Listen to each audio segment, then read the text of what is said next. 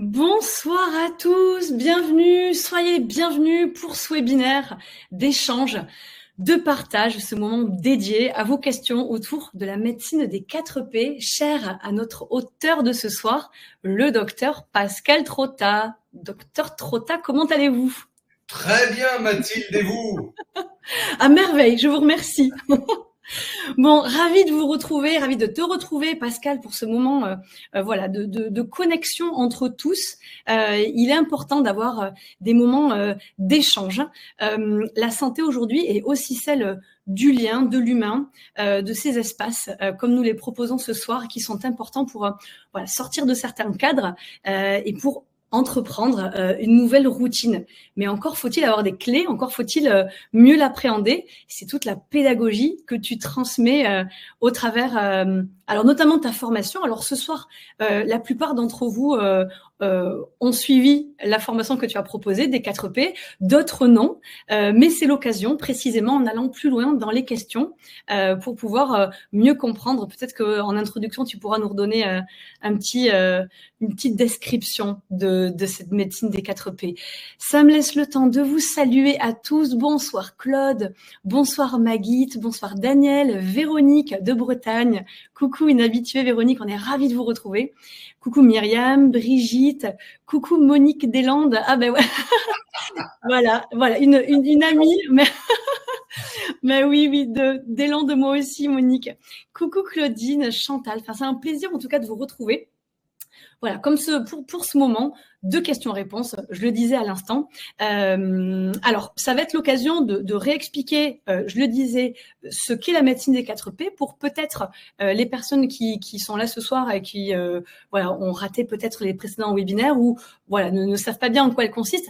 Est-ce que juste en quelques mots, parce que vraiment ce soir c'est un moment d'échange et de questions-réponses, on en a d'ailleurs reçu beaucoup. Merci à vous pour votre enthousiasme, pour votre engouement autour de cette thématique et puis avec voilà le passionné docteur Trotta qui transmet toujours à merveille toutes ses connaissances. Je vais rappeler toute ta formation extrêmement riche, extrêmement variée, parce que tu souhaites vraiment accompagner, je le disais à chaque fois, mais parce que c'est vraiment quelque chose qui est important chez toi, tu accompagnes les malades et non pas les maladies. Donc, ça fait partie d'un des P, mais tu vas nous en dire un peu plus. Est-ce que peut-être déjà tu peux nous dire en quelques mots chacun des 4 P pour peut-être voilà nous remettre un peu dans le contexte, pour après rentrer dans les questions, parce que je vous le répète, dans les questions, donc nous prendrons en priorité les questions que nous avons reçues. Peut-être que si certaines rejoignent celles que nous avons reçues, on pourra en prendre un petit peu, mais je vous rappelle que nous ne faisons pas de diagnostic ce soir et que nous prenons les questions voilà en lien avec cette médecine-là, médecine des 4P. Donc peut-être pour remettre un peu de cadre, tu peux nous redonner peut-être en quelques mots les 4 P pour voilà revisualiser un petit peu. Bon, ben déjà, bonsoir à toutes et à tous. Bonsoir à Adrienne de l'île de Ré. Bonsoir à Monique. Bonsoir à toutes celles et tous ceux que je connais, des Landes, de Martinique. Bravo, bienvenue. Merci pour celles et ceux qui ont suivi la formation sur la médecine des 4P et pour celles et ceux qui ne la connaissent pas et qui voudraient mieux la connaître. Et je rappelle donc brièvement que dans cette médecine qui devrait être la médecine d'aujourd'hui, mais qui sera la médecine de demain. La médecine des 4P, c'est une médecine prédictive. C'est-à-dire que par certains examens de votre iris, notamment, ou certaines analyses de sang, on peut prédire quel est votre terrain. Et l'iris, c'est vraiment pour nous une façon très facile, très rapide, très accessible, très économique, pour déceler quel est votre terrain. Est-ce que vous avez un terrain cardiovasculaire ou rhumatismal? Eh bien, en fonction de ces deux terrains, vous ne ferez pas les mêmes pathologies. Ça, c'est la médecine prédictive. Et si on connaît mieux la personne à qui on a affaire, si on se connaît mieux soi-même, eh bien, on peut corriger le tir pour éviter l'apparition de la maladie de notre terrain. Ensuite, médecine préventive. Eh bien, c'est le parent pauvre de la médecine moderne. Et la prévention coûte 100 fois moins cher à la sécurité sociale que le traitement. Et pour vous, c'est bien plus rentable que de jouer en bourse. C'est la vraie prévention, prévenir les maladies, et c'est ce que j'enseigne dans cette formation de la médecine des 4P, comment prévenir les maladies chez soi, tous les jours, simplement économiquement. Enfin, les deux autres versants de cette médecine des 4P, c'est une médecine personnalisée. Bien évidemment, ce n'est pas la médecine des médicaments chimiques, les mêmes pour tous, parce que vous êtes toutes et tous uniques. Donc, un traitement pour une personne ne sera pas le même traitement copié-collé pour une autre personne, et c'est le rôle du thérapeute et du médecin que de mieux vous cerner pour mieux vous personnaliser votre traitement. D'abord, qu'est-ce que vous souhaitez comme traitement? Quel type de traitement vous souhaitez? Quel traitement vous refusez? Vous écoutez pour savoir quel est le traitement. Et puis, vous proposez un traitement qui est adapté à votre pathologie précise, à votre façon de ressentir, à votre façon de développer les symptômes et à votre orientation thérapeutique. Et donc, cette médecine est vraiment personnalisée. C'est pas une médecine de copier-coller, la même pour tous. Non, elle est unique, elle est pour vous. Et enfin, médecine participative, parce qu'on vous demande de participer à votre traitement pleinement, car je considère que ceux qui viennent consulter l'homme de l'art qu'est le médecin, finalement, vous êtes votre meilleur médecin, parce que c'est vous qui faites l'effort de vous déplacer, c'est vous qui faites l'effort de chercher quelle est la cause de votre maladie avec l'aide de l'homme de l'art, et c'est vous qui allez prendre le traitement et qui allez le suivre. Bref, cette médecine participative vous fait dire, et ça c'est l'espérance, que vous êtes votre meilleur médecin avec l'aide d'un thérapeute qui aura été formé à cette médecine des 4P. Redevenir acteur de sa santé et donc par ricochet automatiquement de sa vie. Effectivement, en reprenant les rênes, mais encore faut-il avoir des clés. Et donc, c'est ce que tu nous partages, les clés ce soir, toutes ces transmissions qu'on a la chance de pouvoir écouter et ancrer pour mettre dans son quotidien. Alors, je le rappelle auprès des personnes qui nous écoutent que tu es un ancien interne des hôpitaux de Paris, radiologue, nutritionniste, homéopathe. Tu t'es spécialisé dans des techniques telles que l'auriculothérapie ou l'iridologie. On aura l'occasion de le revoir ce soir parce qu'on a des questions là-dessus. Donc, vraiment, tu prônes ce que tu viens de partager là avec la médecine des 4P, une médecine vraiment dite intégrative, donc qui englobe la personne, le malade dans son intégralité, en utilisant aussi des techniques extrêmement variées. La clé de centre, en fait, est-ce que l'individualisation est peut-être le mot qui pourrait le mieux, quelque part, résumer cette approche-là que tu as? Tu es d'accord avec ça? Oui, parce que face à une médecine collective, c'est une médecine artisanale. C'est une médecine écologique, c'est une médecine économique et c'est une médecine individualisable et individualisée qui est demandée par de plus en plus de patients qui en ont marre d'être traités comme des numéros et qui veulent être traités non pas comme des numéros, mais comme une personne humaine à part entière. Et c'est toute la beauté de cette médecine. Absolument. Le lien et l'humain, avant tout, mais oui. Oui, Carolina, il y aura un replay à ce webinaire, absolument, que vous recevrez. Écoute, Pascal, je te propose de passer aux questions qui sont extrêmement variées, donc certainement que ça fera écho à certains d'entre vous qui n'en avaient pas envoyé, et puis peut-être que certains parmi vous, Véronique par exemple, qui est là ce soir et qui nous a envoyé des questions. On va commencer d'ailleurs par Véronique peut-être. Je te propose, Pascal. Alors, Véronique, qui a appris ta formation, Pascal, la médecine des 4P, qu'elle commence à étudier, à pratiquer avec passion, nous dit-elle. Donc, merci pour ce retour, et elle nous dit que le contenu est très pertinent et accessible. Ça, c'est important aussi de préciser parce que c'est vrai que parfois, il peut y avoir des formations qui sont extrêmement pointues et qui donnent plein d'informations, mais parfois, c'est un peu compliqué de le mettre dans le concret, ou parfois, c'est très pratique, mais on perd un peu le sens. Donc, on va l'installer pendant quelques jours et puis finalement, comme on n'a pas le pourquoi ou que le pourquoi est mal évoqué, elle s'inscrit pas dans la durée en fait, parce qu'il nous manque le pourquoi. Et c'est vrai qu'il y a une rencontre entre ces deux, entre le comment et le pourquoi, qui est absolument admirable. Donc merci pour votre retour, Véronique.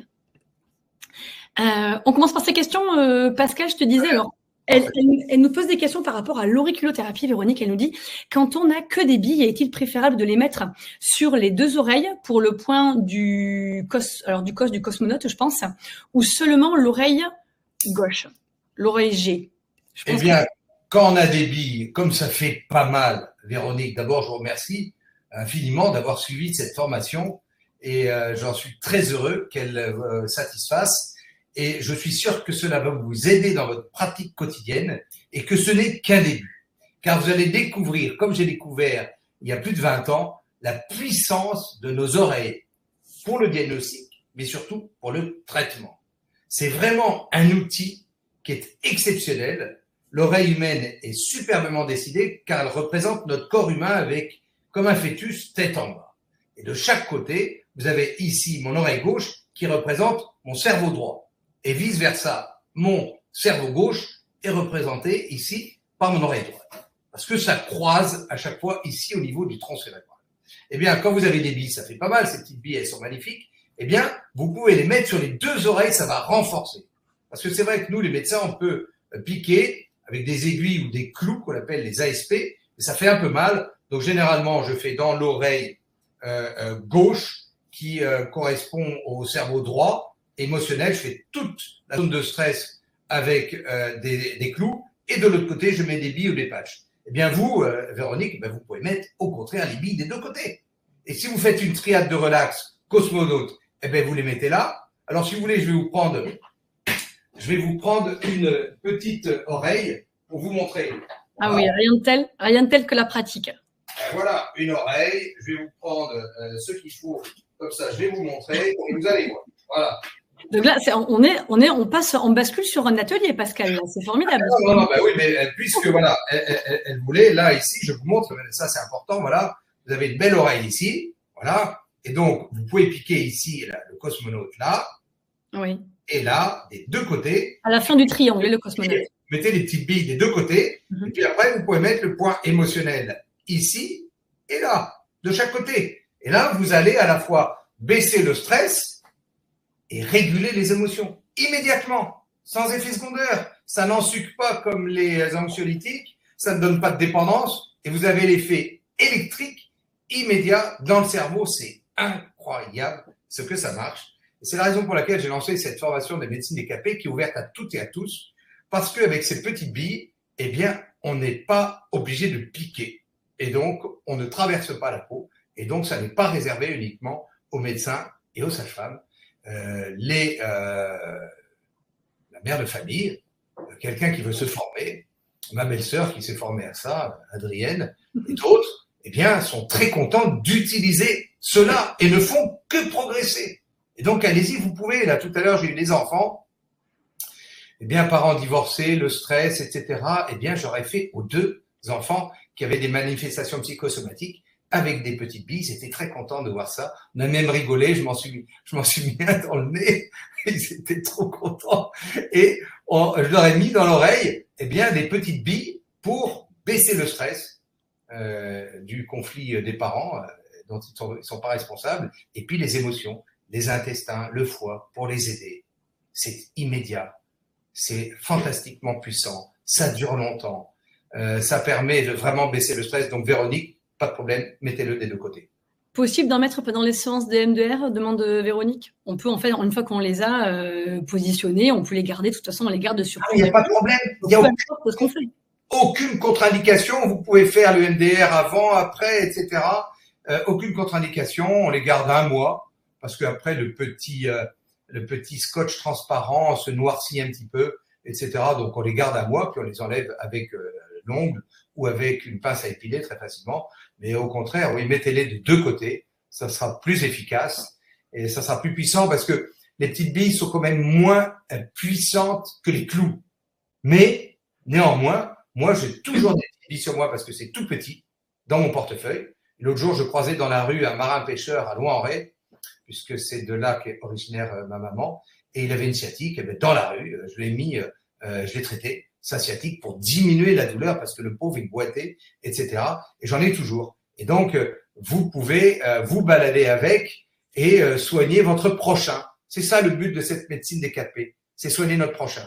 Est-ce que tu as des billes près de ton bureau, Pascal, pour peut-être montrer, parce qu'effectivement, si nous ne sommes pas soignants, et seuls les médecins et infirmières peuvent piquer, donc il existe des espèces de petits pansements, en fait, mais tout petits, de la taille d'un petit pot avec une bille à l'intérieur. Ça se présente comme ça, c'est japonais. Ouais. Voilà, donc si vous parlez japonais, c'est pour vous. Voilà. Ensuite, vous en avez beaucoup, voyez. Voilà. Donc, et moi, généralement, voilà, je mets dans mon portefeuille, je vous montre comment je fais. Hein.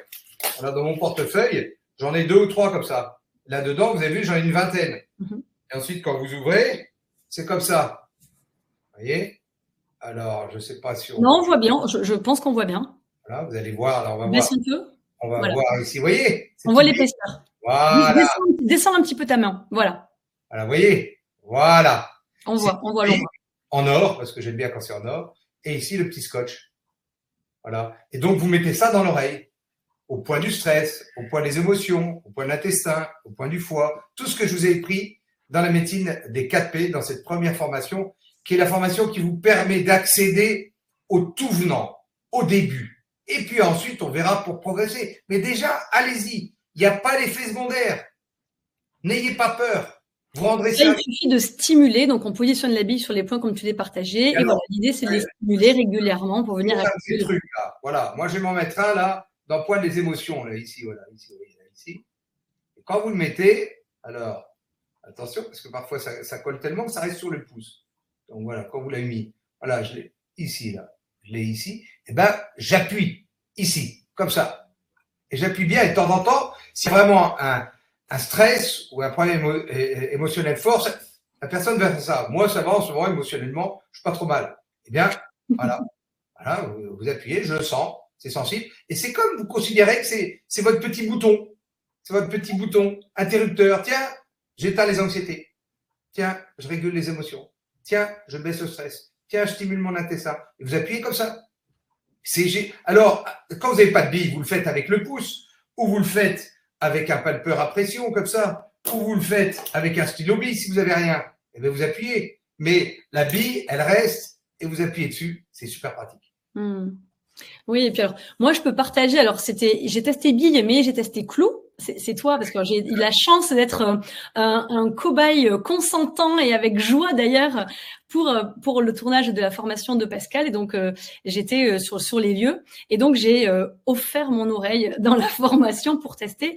Et moi, j'ai vraiment des troubles du sommeil assez réguliers. Je vous partage ma vie là, mais je vous l'avais déjà dit sur un précédent webinaire, je crois. Et j'avais été impressionnée vraiment parce que le soir même, moi j'ai pas d'insomnie, mais c'est plutôt un endormissement extrêmement tardif. Ouais. Et là, ce soir-là, je me suis endormie tout de suite. Tôt, je suis tombée comme une masse, une nuit de bébé, et ça a duré dans le temps, vraiment. Donc assez bluffée par la pratique, vraiment. Donc je ne sais plus les points que tu m'avais piqués, mais de toute façon, voilà. Enfin, ils sont détaillés, ça dépend. Voilà, ça dépend évidemment des troubles, des équilibres à rééquilibrer, des déséquilibres à rééquilibrer. Mais j'avais été impressionnée par la technique. C'était vraiment, vraiment bluffant. Vraiment bluffant. Bon, voilà, si je pouvais vous partager mon expérience par rapport à l'auriculo, comme nous en parlions à ce moment-là. Je te propose de continuer avec les questions de Véronique qui nous parlait de compléments alimentaires après l'iridologie. Donc, elle nous posait des questions par rapport à des contre-indications à prendre sur l'Omedocta et les oméga-3 de manière générale. On prend les 3 questions, tu réponds les 3 en même temps. Alors, y a-t-il des contre-indications à prendre des Omedocta et donc des oméga-3 de manière générale? Comment garde-t-on le Silidocta quand il est ouvert, frigo ou air libre? Et avec le Drénadocta, peut-on faire le jeûne le matin? Très bien, c'est une bonne question. Eh bien, il n'y a pas de contre-indication aux oméga-3 et à Omedocta, qui est le complément qui contient les oméga-3. Parce que c'est en gros un peu la panacée universelle. On est tous en carence de ces acides gras polyinsaturés. Je vous rappelle qu'on a beaucoup trop d'acides gras saturés, acide arachidonique, et très peu d'acides gras polyinsaturés, DHA, qui est l'acide du cerveau, l'acide cervonique, et EPA, qui est l'anti-inflammatoire. Et que aux États-Unis, on a un ratio de 20/1, en Europe de 10, et au Japon de 1, ce qui est l'idéal. 1/1. 1 de acide gras saturé sur 1 d'acide gras polyinsaturé.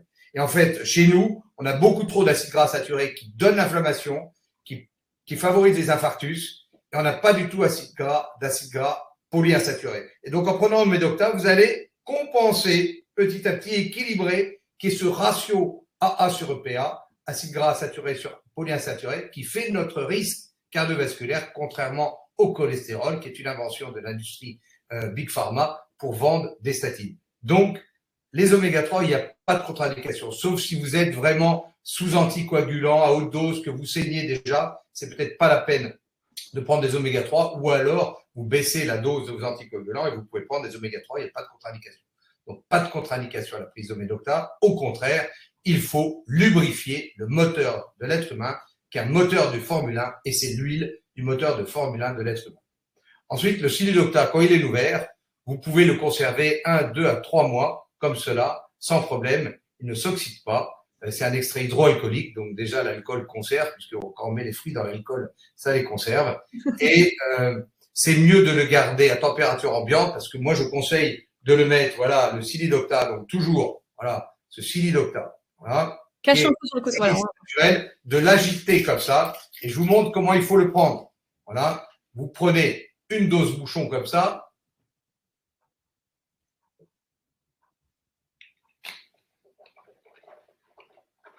Quand je vous dis qu'on est sur un webinaire atelier ce soir, je vous mens pas. Hein. Vous le mettez sous la langue. Pourquoi? Parce que par la muqueuse sublinguale, ça va passer directement dans le sang. Vous le laissez chauffer un peu plus longtemps que moi. On est en formation webinaire, donc j'ai pas trop le temps. Vous le laissez chauffer. C'est pour ça que c'est mieux que de l'avoir à température ambiante qu'au frigo, parce que ça sera un peu trop froid. Et une fois qu'il est chaud, vous le passez sur vos dents et vos gencives pour renforcer vos gencives et éviter le déchaussement dentaire. Et ensuite, vous l'avalez. Voilà, c'est très bon. Moi, je considère que c'est aussi bon qu'à l'apéro.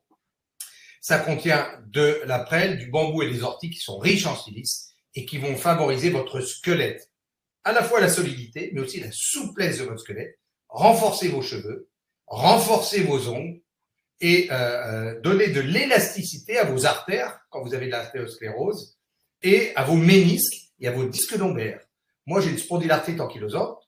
Du lundi au vendredi, je prends ma dose de Silidocta pour justement favoriser la souplesse de mon squelette, puisque ma maladie est une maladie de l'enraidissement du squelette. Donc, vous pouvez le garder pour répondre à cette question à température ambiante. Et généralement, on le consomme dans le mois. Parce que si vous prenez une dose bouchon tous les jours, vous l'avez consommé en 1 mois. Et ensuite, le Drenadocta. La dose d'attaque, c'est pendant 3 mois. Et puis ensuite, 1 mois sur 2, ou 1 mois sur 3, ou 15 jours par mois, ou une semaine, toutes les 2 semaines, etc. Ça dépend, c'est vous qui le décidez. Ah, pour le Silidocta, toujours d'accord. Je pensais que c'était passé à l'autre question. Ok. Voilà. Et ensuite, le Drenadocta. Excellente question. Parce que le Drenadocta, ce fameux Drenadocta que je conseille pour faire le micro-jeûne, hein, je vous rappelle, c'est une dose bouchon. Et puis, tout ce que je vous le dis, je le mets en pratique. Là, ce soir, je n'ai pas dîné. Pour être en pleine forme, eh bien, j'ai là-dedans, voilà, je vais vous montrer, j'ai de l'eau, voilà. Et, eh bien, je n'ai pas le temps puisque vous me faites travailler. J'ai pas le temps de dîner. J'agite mon Drenadocta et je le mets, ma dose bouchon, je la connais par cœur, hein. Donc, ma dose bouchon, je le mets là-dedans. Voilà. Voilà. Et là, j'ai ma dose bouchon dans ma bouteille d'eau. Donc, j'agite un peu. Et voici mon dîner. Bon appétit, docteur. Bon appétit. Je témoigne que lors du tournage, il y avait des soirées avec du Drenadocta. Voilà. Donc, je suis absolument témoin de ça. Là, je fais ce soir mon micro-jeûne du soir. Je bois de l'eau avec ce mélange contenant des plantes qui vont stimuler mon foie, mes poumons, mes reins, ma peau pour éliminer les toxines et pour aider à cette détox magnifique qu'est le micro-jeûne. Et comme là-dedans, il n'y a pas de calories, eh bien, je vais devoir puiser ce soir et cette nuit pour faire fonctionner mon cerveau, là qui bouillonne, mon cœur, mon intestin, mes poumons, bref, mon organisme a besoin de calories. Et où est-ce qu'il va les puiser puisqu'il n'y a pas de sucre? Eh bien, dans le tissu gras. Donc, je vais perdre 300 grammes cette nuit ou 200 grammes. Bref, c'est tout bénef, c'est détox et perte de poids.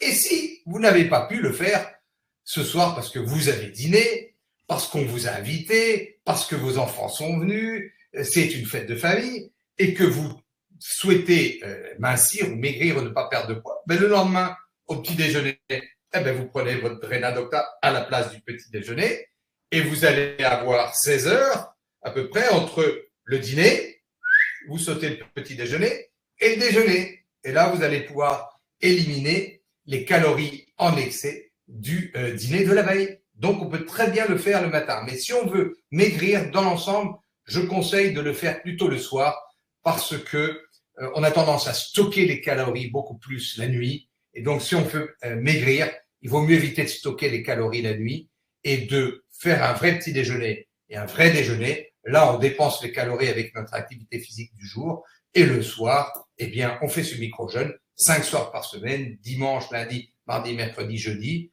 pour ceux qui travaillent. Et vendredi et samedi, c'est relâche. Donc, il n'y a pas de frustration. Donc, excellente question. Quand vous avez, par exemple, fait un gros dîner le samedi soir, ben, dimanche matin, micro-jeûne, si vous voulez. Non, mais c'est vrai que le soir, il y a tout son intérêt, comme ça vient, il y a une action quand même sur les organes émonctoires, c'est bien de le faire le soir pour accompagner la détox comme tu le partageais. Excellente question, mais toujours, Véronique, elle pose toujours d'excellentes questions. Hilde, par rapport où trouver le supplément Sidocta, dans les mails qui vous seront envoyés, il y aura un lien, donc vous aurez toutes les informations pour le trouver. Vous pourrez trouver tout cela. Je te propose de continuer parce que c'est vrai qu'on a plein de questions ce soir qui sont arrivées. Alors on continue avec Véronique qui nous dit, alors je vois vos questions arriver dans le chat. On prend en priorité les questions qu'on a reçues et puis on les garde et à la fin on prendra un petit temps pour répondre aux questions qui arrivent dans le chat. Véronique nous pose des questions par rapport à l'iridologie. Même principe, je te donne ces 2 questions et puis voilà, je te laisse y répondre peut-être un peu rapidement, parce qu'on a plein de questions, mais je sais que tu ne bâcleras pas la question de toute façon, mais voilà, on a plein de questions encore qui nous restent. Alors, par rapport à l'iridologie, a-t-on un type de terrain dominant ou cumule-t-on différents terrains, par exemple, dépressif, spasmodique, intestinal? C'est toujours des excellentes questions que Véronique pose. Et est-ce que si la fente ne part pas de la pupille, mais de la collerette pour aller vers le centre périphérique, cela a-t-il une signification? On sent que Véronique a bûché la formation. Alors, c'est une très bonne question. On a souvent 1 ou 2 terrains intriqués. Les terrains les plus fréquemment rencontrés dans l'iris, c'est le terrain spasmodique, le terrain anxieux et le terrain intestinal. Et c'est ces 3 premiers terrains que je vous ai présentés et que j'ai beaucoup développés. Mais on trouve souvent le terrain spasmodique avec le terrain intestinal ou le terrain anxieux. Et ça va de pair. Je vous montre par exemple un exemple. Là, c'est très joli ça. Vous avez ici, voilà, un terrain acide avec les petits acides ici. Et là, vous avez un terrain anxieux. Et là, vous voyez que les fentes, elles partent de la pupille, elles ne partent pas d'ici. Donc, pour définir le terrain anxieux, il faut qu'il y ait des fentes qui partent de la pupille. Et plus ces fentes sont profondes, plus elles sont longues, plus elles sont larges, plus le terrain anxieux est important. Et si elles prennent tout le pourtour de l'iris, c'est un vrai terrain anxieux dépressif. Et donc, vous avez souvent l'association de 2 terrains. Et ce qui est génial, c'est qu'avec une petite loupe, comme ça, vous regardez l'iris. Et tout de suite, vous savez, si une personne, par exemple, a des douleurs importantes, si vous voyez des fentes en haut, qui je vous rappelle, la zone de 12 heures en haut, c'est la zone du cerveau. Eh bien, si vous avez des fentes, là, vous savez que cette personne est anxieuse. Et donc, c'est peut-être une maladie psychosomatique. Et qu'il faut donc d'abord traiter le stress. Et je vous ai appris avec cette oreille, tout de suite, à traiter le stress. En gros, de toute façon, cette triade de relax que je vous ai apprise, ben, vous pouvez la faire à pratiquement tous vos patients. Parce que qui n'est pas stressé? Si vous ouvrez la télévision, on veut vous stresser. On veut vous faire peur tout le temps. Peur, c'est la peur généralisée. Donc, moi, je dis, en gros, éteins ta télé, allume ton cerveau, ça ira beaucoup mieux. Et voilà, on sera libéré de ces peurs-là, qui sont celles qu'ils veulent nous donner, mais nous, on s'en fiche. Voilà, en gros. Parce que il faut faire attention aux excès de télévision, aux excès de réseaux sociaux. Parce que d'un côté ou de l'autre, on nous transfère différentes peurs. Je pense que il faut vivre dans son entourage bien, heureux dans sa famille. Déjà, c'est énorme. Avec un écosystème où on maintient la paix et l'unité, déjà, on a fait notre BA de la journée. Et donc, vous avez dans cet iris, je vous l'ai dit, si vous voyez le terrain anxieux, vous savez que c'est peut-être psychosomatique. S'il n'y a pas ce terrain anxieux, c'est qu'il y a peut-être, ces douleurs sont peut-être organiques et c'est qu'il y a peut-être de l'arthrose ou un rhumatisme inflammatoire. Donc ça, c'est très important. Et puis, s'il y a un terrain intestinal et quelqu'un a des douleurs, peut-être qu'il faudra rechercher une hyperperméabilité intestinale, etc. Bref, on a souvent un ou deux terrains imbriqués l'un dans l'autre. Parfois, il n'y a pas de terrain du tout.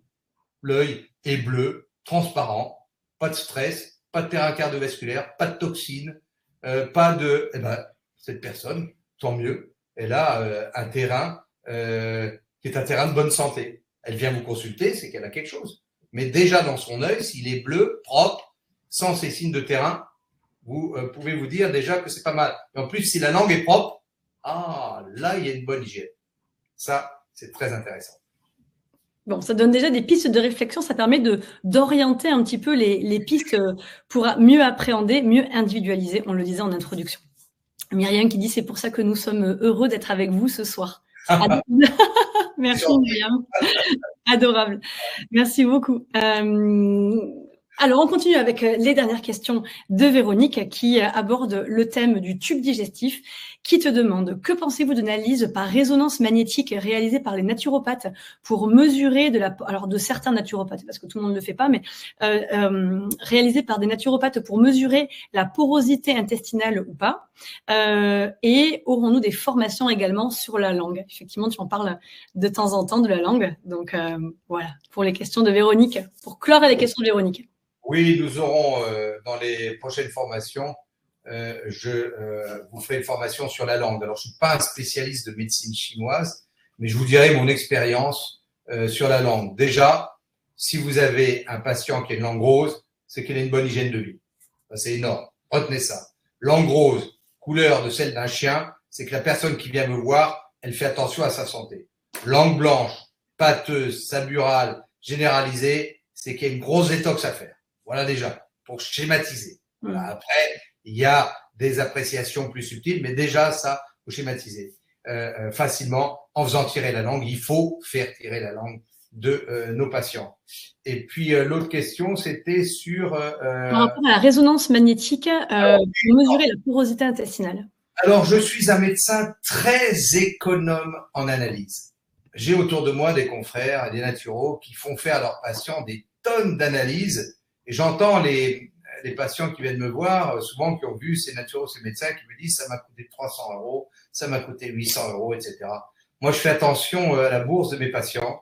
Je fais très peu d'analyses, sauf si c'est indispensable. Et personnellement, je ne fais pas d'analyse pour rechercher l'hyperperméabilité intestinale, car j'avais le meilleur des diagnostics qui était l'immunobilan du bon docteur Geffard, et qu'on ne peut plus faire malheureusement parce que le pouvoir en place a fait détruire le laboratoire de ce bienfaiteur de l'humanité qui avait mis au point un test extrêmement fiable pour rechercher l'hyperperméabilité intestinale. J'espère qu'un jour, nous aurons accès de nouveau à cela, mais j'en doute tant que nous aurons cette équipe de zozos en place qui essaye de détruire par tous les moyens la médecine naturelle. Bon, nous sommes pour le pro et pas pour l'anti, donc restons dans le pro. Non, mais je le dis parce que c'est malheureux. On avait les moyens de faire un très bon diagnostic et qu'on ne peut plus le faire. Et ça, c'est malheureux. Je fais peu d'analyses d'intolérance alimentaire parce que je n'y crois pas personnellement. Parce que est-ce qu'on a testé la tomate du Périgord ou la tomate italienne? La tomate du Maroc ou la tomate chimique andalouse? Il y a plusieurs sortes de tomates. Il y a plusieurs sortes de terroirs. Bien sûr. Donc, je n'y crois pas. Et deuxièmement, ça risque d'instaurer dans votre tête une phobie d'un certain ou de certains aliments, alors que vous n'êtes pas vraiment intolérant, parce que, en fait, en renforçant votre flore et votre muqueuse intestinale par Prodocta ou Medocta, par la prise de compléments alimentaires adaptés, vous allez rendre votre intestin beaucoup plus tolérant et pouvoir tolérer ces aliments qui vous donnaient peut-être des symptômes parce que votre intestin n'était pas équilibré. Et puis, si vous renforcez ici dans l'oreille en mettant un petit clou ou un patch ou une bille, le point de l'intestin, vous allez renforcer votre tolérance intestinale. Donc, moi, je préfère que mes patients dépensent leur énergie pour bien consulter, pour bien se renseigner, pour bien lire, pour changer leur alimentation. Parce que ça, au début, ça demande un effort pour se prendre en charge, pour prendre les compléments qu'il faut, plutôt que de dépenser dans des analyses qui, pour moi, sont parfois redondantes. Et puis, comme je suis médecin et que j'ai beaucoup d'expérience, je peux me passer notamment de certaines analyses qui, pour certains, seraient indispensables pour faire un diagnostic ou se rassurer. J'ai l'avantage d'avoir de la bouteille.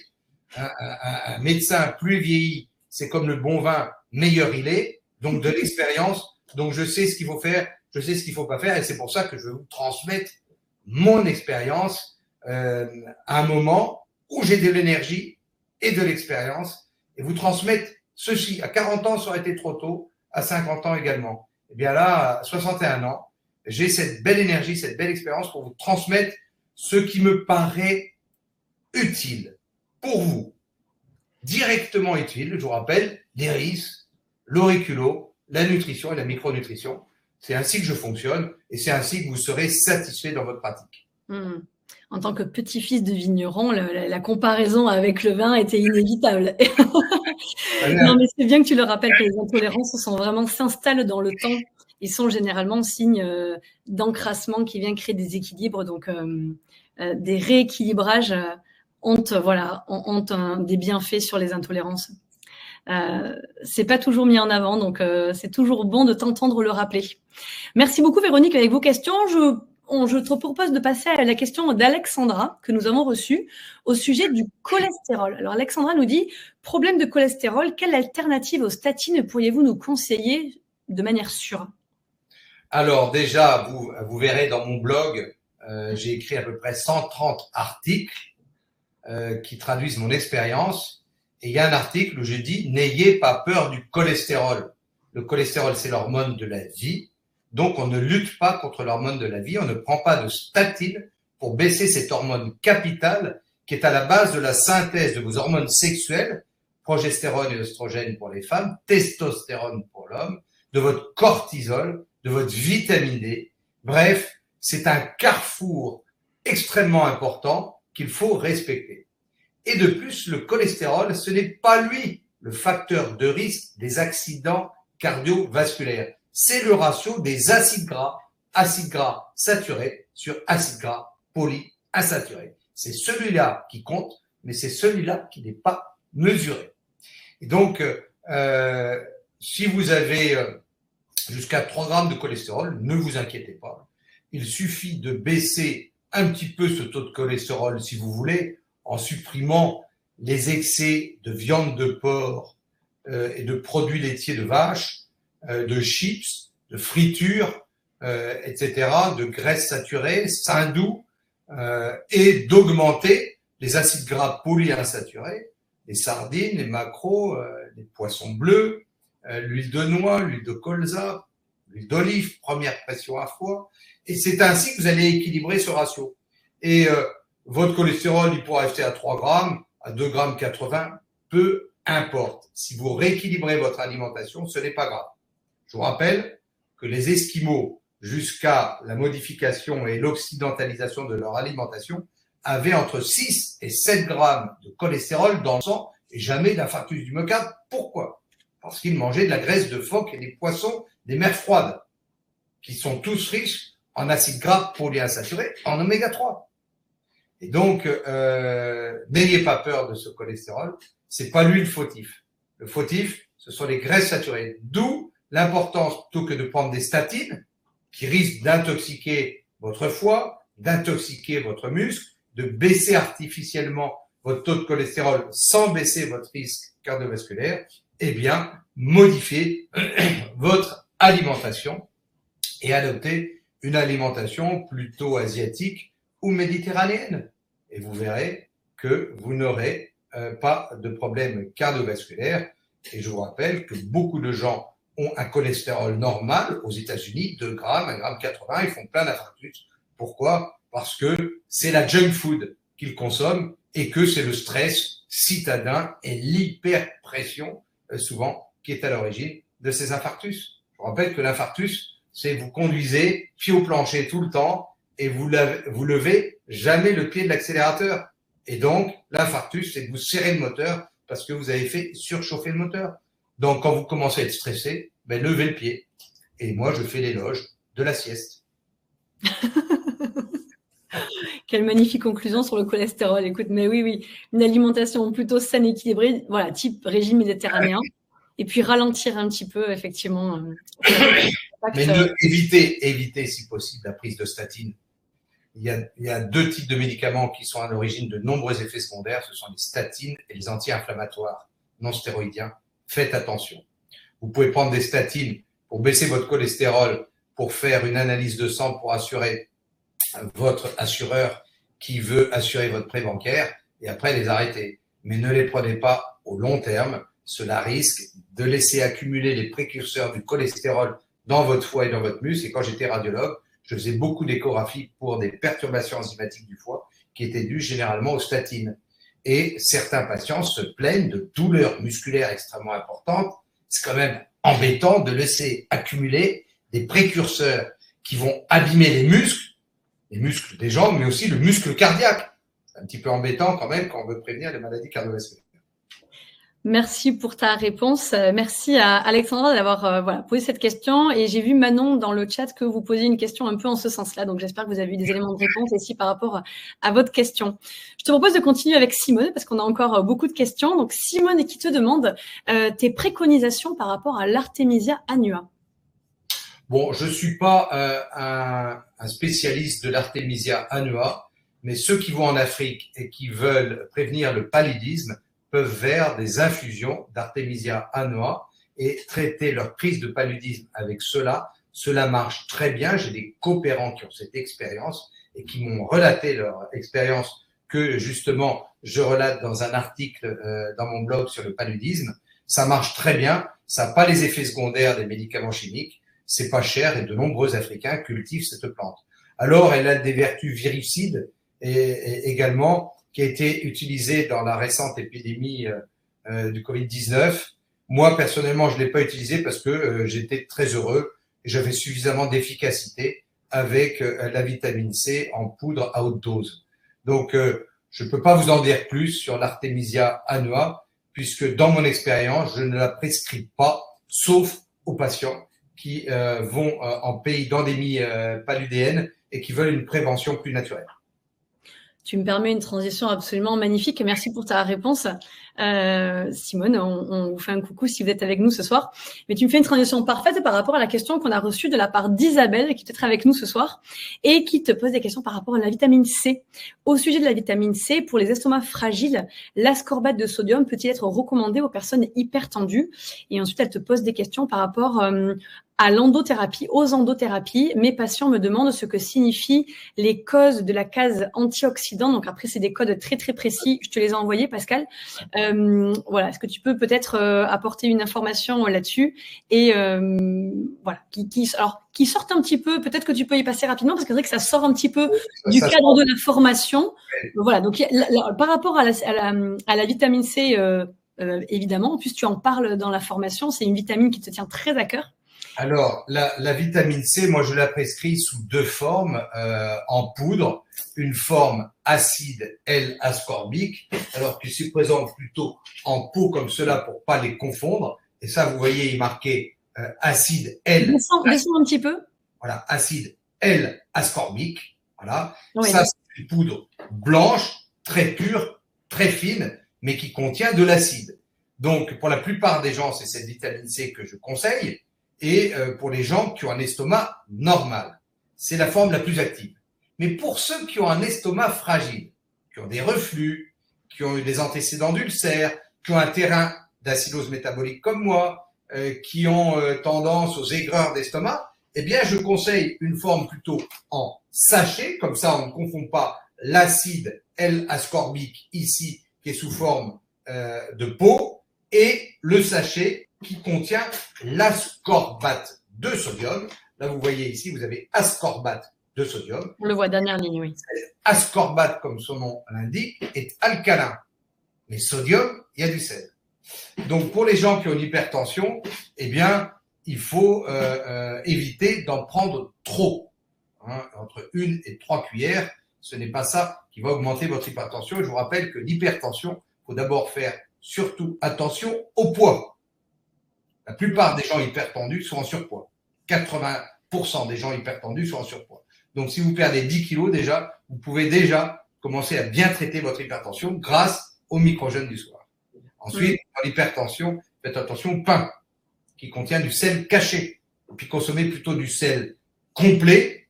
Red Octa, moi, j'ai la chance d'être originaire de l'île de Ré. Et donc, à l'île de Ré, on trouve un sel qui est, que j'adore. Voilà, ce sel Red Octa. Voilà, Red Octa. Et qui contient, vous voyez, ce sel, il n'est pas blanc. Il est gris. C'est ça un petit peu. En fait, tu mets un peu trop, on voit pas les. Il est gris. Ce sel, il est gris parce qu'il contient de la silice, puisqu'il est récolté au fond des marais salants. Mais comme il est complet, il contient du potassium. Et donc, ce potassium compense le sodium. Et donc, ne donne pas d'hypertension. En plus, il a du magnésium. Et il y a de la silice qui dilate les artères. Donc, c'est le sel qu'il faut pour les gens hypertendus. Et moi, j'en consomme énormément et j'ai toujours une tension à 14,7 ou 13,6. Alors que je consomme beaucoup de sel. Et ce sel, je le mets pas. Par exemple, les pâtes, le riz. Il faut jamais mettre de sel dans l'eau. C'est une erreur colossale. Là, vous allez vous donner l'hypertension. Non, vous faites des lentilles, du riz complet ou du quinoa, vous les faites tremper dans 3 fois le volume d'eau et vous mettez pas de sel. Vous les laissez gonfler, vous les faites cuire et une fois qu'ils sont dans l'assiette, là, vous rajoutez le sel. Donc, vous avez tout le bonheur gustatif du sel sans les effets de ce sel blanc que vous avez mis en dose trop forte dans vos pâtes ou votre riz blanc, qui, je vous rappelle, sont trop concentrés en sucre, plus en sel. C'est comme ça que vous rendez malade. Sans savoir, tous les jours, vous répétez les erreurs. Donc, attention, en hypertension, pain blanc, et au sel blanc qu'on met dans les pâtes et dans le riz de cuisson. Et donc, quand vous avez de l'hypertension, vous pouvez prendre de l'ascorbate de sodium, si vous avez fait toutes ces mesures, mais à petite dose. Et puis, essayez plutôt l'acide L-ascorbique si vous avez de l'hypertension. Voilà, c'est un compromis, mais c'est une très bonne question qui permet de rappeler un petit peu les règles de base pour l'hypertension. Et puis l'endothérapie, je répondrai pas là parce que c'est pas dans le cadre de, on fera une formation spécialisée sur l'endothérapie, mais là, ça rentre pas du tout dans le cadre de la médecine des 4P. Je continue avec différentes questions, mais je prends juste le témoignage de Daniel qui nous dit « Je prends la vitamine C ascorbate de sodium alors que j'ai un RGO et des soucis dans l'estomac. Eh bien, je la supporte très, très bien alors que je ne supportais aucune autre vitamine C. » Donc, c'est toujours intéressant d'avoir ces partages de chacun de vous. Merci. C'est l'idée aussi d'avoir ces moments d'échange. Donc, merci pour vos témoignages à chaque fois. C'est un vrai plaisir de vous lire. On continue avec la question de Claude. Alors, Claude nous dit, souffrant d'EHS, électro-hypersensibilité aux ondes électromagnétiques, quels moyens ou actions conseillez-vous pour ne plus ressentir ces effets? C'est une très bonne question parce qu'il y a de plus en plus de gens qui sont électrosensibles et j'en vois dans ma consultation. Déjà, c'est que vous êtes hypersensible. Voilà. Ça, c'est que comme les gens qui ont une candidose, etc., vous êtes hypersensible. Donc, moi, j'attaque cela déjà par l'intestin pour vous rendre plus tolérant. Et j'ai bien parlé dans ma médecine des 4P de l'intestin, le pivot numéro 1 de la santé, et après c'est le foie le pivot numéro 2. Donc déjà, si vous renforcez l'intestin, eh bien, vous allez renforcer votre tolérance à la fois aux aliments, mais à la fois aussi aux ondes. Donc n'oubliez pas de traiter l'intestin pour vous rendre plus tolérant. Deuxièmement, je fais l'éloge des pieds nus. Parce que la meilleure façon de se recharger en électrons, donc négatifs, c'est de se mettre à la terre. Je vous rappelle que l'être humain est un dipôle dipôle électrique entre le moins de la terre, les ions négatifs, et le plus du ciel, les neutrinos. Et que donc on doit avoir les pieds bien ancrés, pieds nus, si possible. Bon, ça, c'est l'été, c'est plus facile, mais ne pas avoir des semelles trop en plastique qui nous isolent. Quand on vit en appartement au 8e étage, quand j'étais enfant, j'avais tout le temps l'électricité statique, 8e étage plus moquette. Donc, j'étais ce qu'on appelle en électronisation positive. Donc, j'étais oxydé. D'où la décharge électrique et l'arc électrique d'électricité statique quand je touchais quelque chose de métallique parce que j'étais pas assez à la terre. Donc il faut se mettre à la terre pour se charger en électrons et en ions négatifs. Ça, c'est une super technique pour diminuer l'électrosensibilité. Donc on traite l'intestin, on se met à la terre. Ensuite, on fait bien évidemment attention à sa consommation de tous ces appareils, là, les portables, etc. On les éloigne de soi. On aère la chambre, car le plus important, c'est le sommeil. Donc, une chambre sans matériel électrique ni onde Wi-Fi, etc. Et puis après, moi, j'utilise à la fois un cocktail d'endothérapie, d'ondes scalaires, d'auriculothérapie, en fonction des personnes, mais ça dépend d'un diagnostic. Comment est l'iris, comment est la langue, comment est l'oreille, quel est votre passé. Est-ce que émotionnellement vous êtes hypersensible? Est-ce que vous avez eu des stress? Parce que déjà, s'il y a eu des stress, il faut traiter les stress. Voilà, etc., etc. Moi, j'étais très sensible quand j'étais radiologue parce que j'étais oxydé, parce que j'avais une mauvaise alimentation. À 40 ans, je change mon alimentation et puis je change d'orientation. Et bien maintenant, je suis beaucoup moins sensible parce que j'ai une bonne hygiène de vie et que je lui suis dans mon fil rouge de vie. Étant plus heureux, je suis moins sensible aux ondes négatives qui m'entourent. Donc, un mot d'espérance, si vous êtes électrosensible, ça se soigne et vous pouvez diminuer votre électrosensibilité. N'ayez pas peur, ayez confiance dans vos capacités d'autorégénération et de tolérance qui sont magnifiques. Je vois vos questions arriver. Je vous assure qu'on prendra un petit temps à la fin pour les prendre. Là, voilà, on s'était engagé auprès des personnes qui nous avaient écrit à prendre leurs questions en priorité, mais on prendra un petit temps pour vos questions qui arrivent dans le chat au fur et à mesure. Je les vois. Merci pour cette réponse, Pascal, argumentée. On continue avec la question de Marichou, qui est peut-être proche de chez toi, avec un prénom à consonance un peu basque. Ah oui, complètement basque même. Oui, mais pas un petit peu, complètement basque. Donc Marichou, bonsoir si vous êtes avec nous. Marichou qui te dit, je fais des crises d'herpès pratiquement à chaque lune sur la zone du sacrum depuis des années. J'ai essayé de nombreuses thérapies sans succès. Auriez-vous un traitement à me proposer? Alors là, on appréhende l'herpès ou on appréhende la zone ou les deux conjointement? L'ensemble, c'est récurrent, c'est la lune.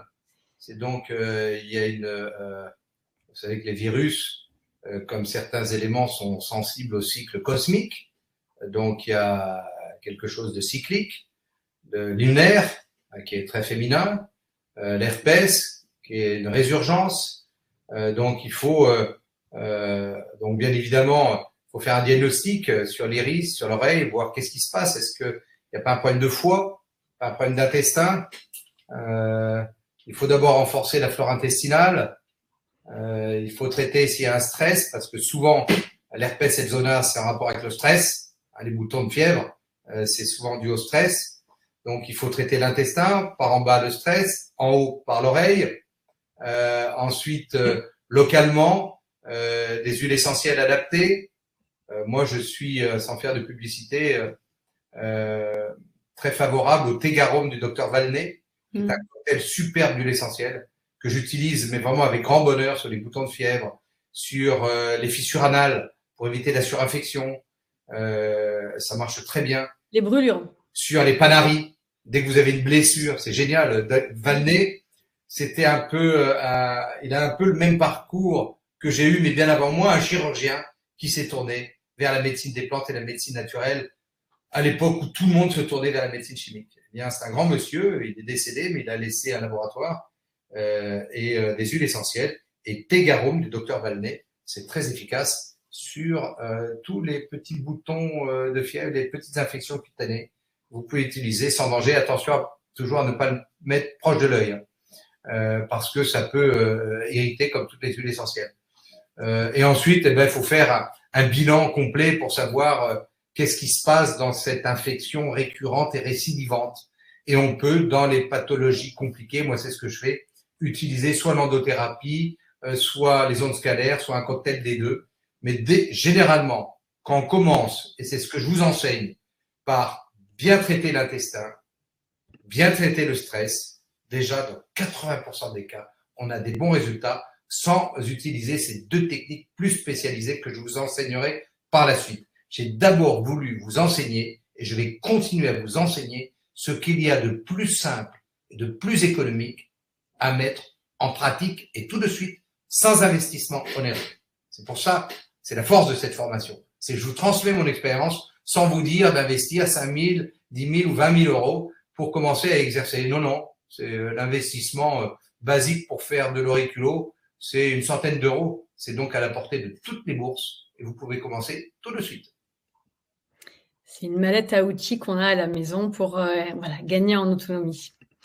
Je te propose de continuer avec les questions de Monique. Monique qui te remercie pour cette formation qu'elle suit et qui te dit « J'aimerais avoir votre avis sur l'heure à laquelle il est le plus judicieux de manger des fruits. » Alors, je te pose l'ensemble des questions, comme ça chacun pourra avoir en idée. Ce sont des questions plutôt d'ordre nutritionnel, alimentaire. Donc, elle te demande quel est le moment le plus judicieux de la journée pour manger des fruits. Est-ce que le matin est intéressant de prendre un petit déjeuner protéiné et gras, le midi un repas protéiné, le soir un repas de légumes, qu'en est-il du goûter? Et ensuite elle te pose la question sur le coup de fatigue et la faim qu'elle ressent autour de 17 heures. Est-ce que c'est lié à la sérotonine ou à un manque d'apport calorique au moment du repas du midi? Et ton avis là-dessus, que faire? Voilà, et elle te remercie pour ta méthode des 4 P. Oui, merci beaucoup Monique. La fringale de 17 heures, c'est que votre petit déjeuner n'est pas assez gras et protéiné. Quand moi j'avais jusqu'à 40 ans un petit déjeuner à base de ce qu'on m'avait enseigné à la maison, hein, c'était comme ça, de pain blanc, de lait et de confiture, et bien évidemment j'avais les hypoglycémies à 10 heures et puis les fringales à 17 heures. Et depuis que je prends un petit déjeuner gras et protéiné, c'est-à-dire soit un œuf à la coque, soit un demi-avocat ou un avocat si j'ai vraiment faim, des noix, un muesli complet ou un miam aux fruits ou une crème Ludwig, etc. Quelque chose de consistant, hein, mais quelque chose plutôt de gras et protéiné avant d'aller vers le sucré, les céréales ou le pain complet, etc. Eh bien, terminer les fringales de l'après-midi. Là, ce matin, j'ai pris, je vous explique, comme ça va vous aider, un œuf à la coque, des noix et un muesli complet avec des fruits. Parce que les fruits, j'apporte ainsi les vitamines, les minéraux, les antioxydants de la couleur, puisque ma pomme, elle est plutôt bio, et je coupe la pomme avec sa peau. Et je mange la couleur rouge, qui est un antioxydant. Une banane, qui est souvent alcalinisante, de l'huile de noix avec mon caillé de brebis, et puis des flocons d'avoine ou des poudres pour ceux qui sont moins intolérants au gluten. Et bien avec ça, j'ai un vrai petit déjeuner. Alors il faut avoir faim. Mais oui, mais la veille, j'avais micro-jeûné. Donc j'avais pas dîné le soir. Donc j'avais faim le matin. Et puis ensuite, j'ai fait un vrai déjeuner. Et comme j'ai 2 assistantes charmantes, une fois par mois, on déjeune et on a un restaurant japonais, donc très bonne alimentation, mais j'ai pris 2 plats. J'ai 2 plats, un ramen et un autre à base de riz, parce que je savais que ce soir, j'étais avec vous et que j'allais micro-jeûner. Ben là, j'ai pas faim du tout. J'ai pas de fringale. J'ai pas d'hypoglycémie. Mais si j'avais pris mon pain beurre confiture ou mon croissant, le croissant, c'est le dimanche, c'est béni. Mais généralement, les chocolatés et croissants en semaine, avec le jus d'orange, le fameux petit déjeuner du café, hein, des restaurants, enfin quand vous allez sur un café dans une terrasse, c'est croissant aux chocolatines, tartine beurrée, jus d'orange et café. Là, vous êtes sûr que vous allez avoir un reflux acide tout de suite et que vous allez avoir vos hypoglycémies, votre fringale. Alors, qu'est-ce que vous avez fait un vrai petit déjeuner complet? Ben, vous allez tenir comme moi, pas d'hypoglycémie, parce que vous n'avez pas pris trop de sucre. C'est le sucre. Alors, les fruits, à n'importe quelle heure du jour et de la nuit. En gros, c'est plutôt dans la journée, le matin. Ou alors l'après-midi au goûter. Un goûter intelligent, si vous avez faim, c'est fruits et noix. Ça, c'est intelligent. Surtout l'été. Pourquoi le bon Dieu nous donne les fruits l'été? Parce qu'il y a plein de soleil. Et donc, ces fruits qui contiennent des belles couleurs qui nous attirent d'ailleurs, eh bien, sont là pour nous apporter les antioxydants, pour nous désoxyder de l'oxydation des rayons UV. Donc, plutôt que de prendre la crème solaire, mangez des fruits. Et mettez un chapeau. Plutôt que de mettre des lunettes de soleil. Attention, les lunettes, c'est quand on est au bord de la mer ou au ski, ou quand on est en voiture et qu'on a quelque chose qui réverbère.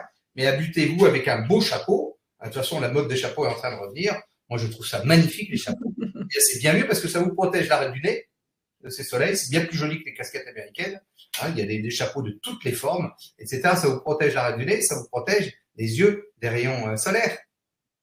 Et c'est pour ça qu'il y a ces fruits l'été. Donc, les fruits, allez-y, vous pouvez en consommer pendant l'été. et le fruit contient du fructose. Et donc, c'est pas contre-indiqué chez les diabétiques. Ce qui est contre-indiqué chez les diabétiques, c'est plutôt le sucre blanc, le pain blanc, le riz blanc, les pâtes et les acides gras saturés. Mais les fruits, quand vous avez envie d'un bon fruit, vous pouvez prendre un bon fruit. Alors, si vous prenez une pomme après le déjeuner, ça va fermenter, ça va gonfler. Donc, généralement, plutôt avant. Soit au petit déjeuner, ça fermente moins. Soit en dessert, attention, la pomme en dessert après le déjeuner, enfin, chez moi, chez beaucoup, ça fermente. Hein. Donc, ça fait gonfler le ventre. Donc, plutôt au petit déjeuner ou au goûter, mais ça dépend, vous savez, l'alimentation, c'est très personnel. Ce qui est valable pour moi, c'est pas forcément valable pour vous, mais il y a un peu des règles. Moi, je pense qu'un bon petit déjeuner pour t'aider. Alors, il y a des gens qui n'ont pas fait le matin. Tant pis, ou tant mieux, parce que vous n'avez pas fait le matin, mais quand il y a des gens qui viennent me voir, ils font qu'un déjeuner. Ils petit déjeunent pas, ils déjeunent bien, et ils dînent pas, ils maigrissent comme ça. Mais généralement, les gens qui ne petit déjeunent pas le matin sont souvent en surpoids. Ou ceux qui sont souvent en surpoids, eh bien, on regarde, ils n'ont pas de petit déjeuner, il faut un petit déjeuner catastrophique le matin. Donc, il y a quelque chose à réformer. Je pense que le repas le plus important qu'on maîtrise le plus, c'est le petit déjeuner parce qu'on est à la maison. Oui, et puis il donne vraiment l'impulsion pour tout le reste de la journée, le petit déjeuner. Donc effectivement, il est capital.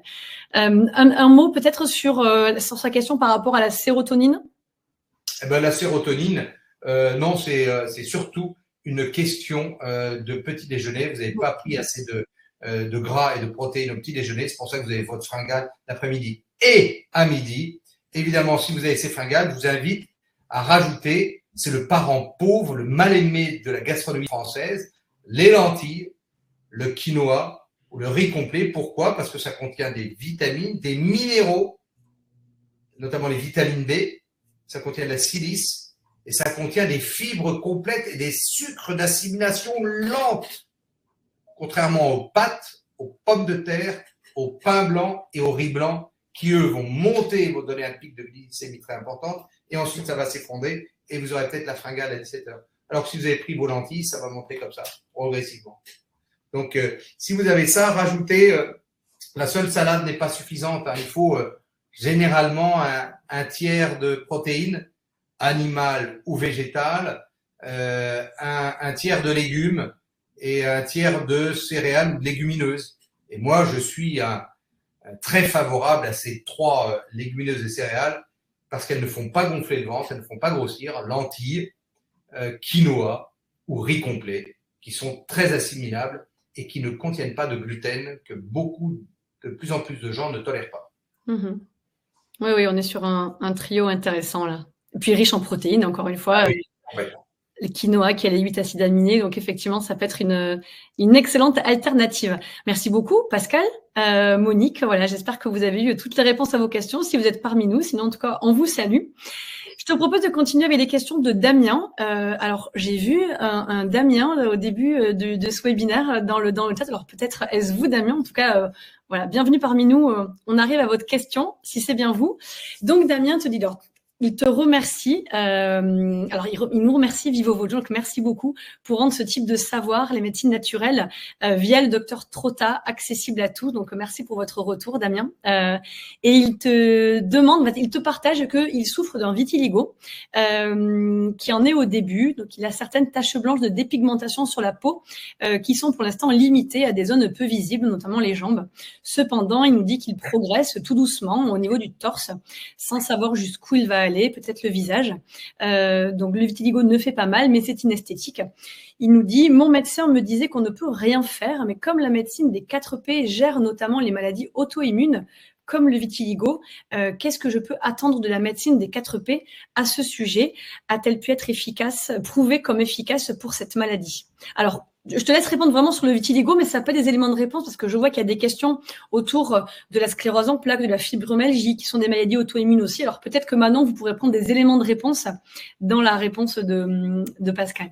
Eh bien, le vitiligo est une maladie auto-immune qui attaque la peau et Damien, je vous invite à suivre absolument la formation de médecine des 4P pour comprendre ce qui vous arrive. Parce que si vous prenez le temps de comprendre, vous allez être votre meilleur médecin.